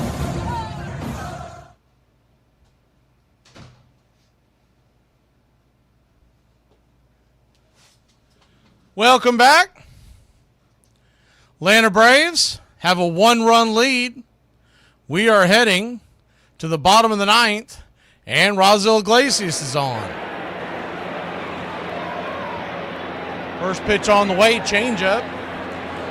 At the knees for a strike, it's 0-1. Jace Young, the batter, the 0-1. Changeup. Right there, 0-2. Young, number 9 hitter, batting for Baez. The 0-2 fouls it back. We'll do it again. Jones, in the top of the order, stands on deck.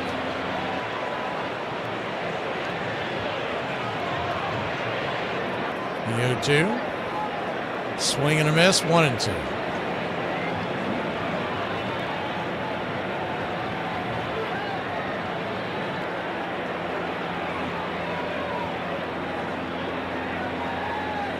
Jace Young, we talked about last night, he is the brother of Josh, the third baseman of the Texas Rangers. The pitch on the way, swing, pops it up, high in the sky, can of corn. Ozzy's got it, 1 away. Braves 2 outs away from a 7-game winning streak. The day after we get eliminated. Great job. Iglesias will come to the plate. It's like he's going to bat for Jones. No, I'm sorry. That's Kerry Carpenter coming to the plate. He's going to bat for Jones.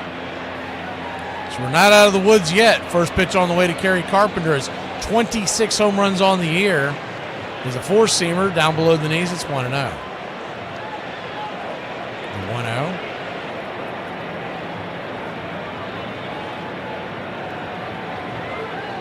Swing and miss changeup, 1-1. 1-1 count.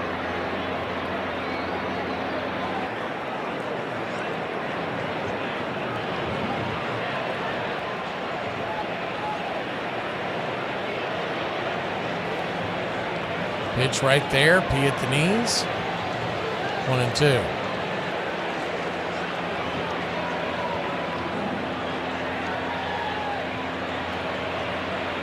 The 1-2. Swing, chops it over to first. Line drive. Thought it hit the ground. It was actually an L3 in your scorecard. And 2 down.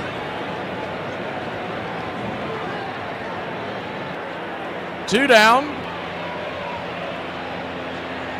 Wouldn't you know it, they're going to freeze up right there in the last. We'll try to get there. If not, we'll get the audio. First pitch on the way to Gleyber Torres is a little bit off the plate. We're called for a strike.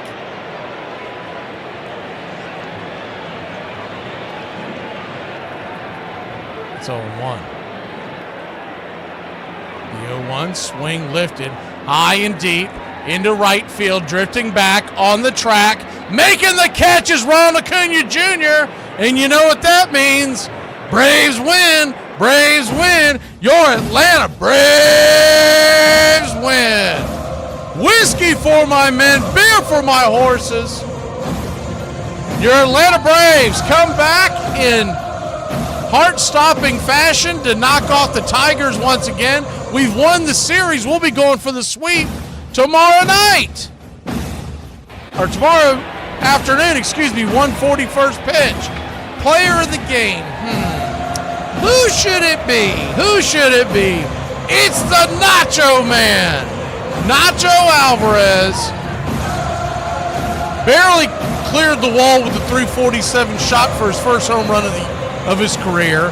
Backs that up with another home run, .388 to left center, and then he gets the game-winning RBIs, or the game-tying RBI, to bring it to a 5-5 game. All in all, the Nacho Man goes 3 for 4, 3 RBIs, 2 home runs, 2 runs score, and your Atlanta Braves win. We have now won 7 games in a row. And we'll be going for the Snowman tomorrow with Spencer Strider on the bump.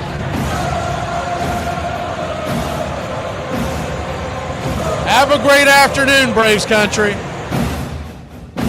Don't forget to hike. Going streaking through the quad and into the gymnasium. Come on, everybody. Bring your green hat. Let's go. Come on, everybody. We're going. Woo!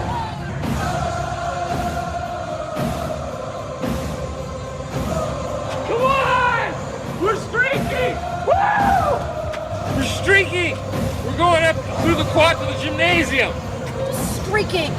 Get in the car. Everybody's doing it. Now.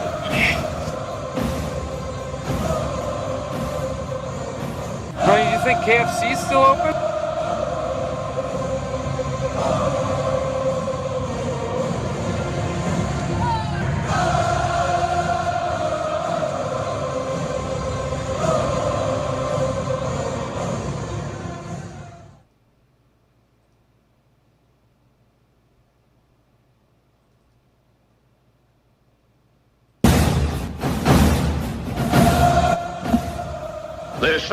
There's something kind of about a kid that's never played baseball. It is the American game.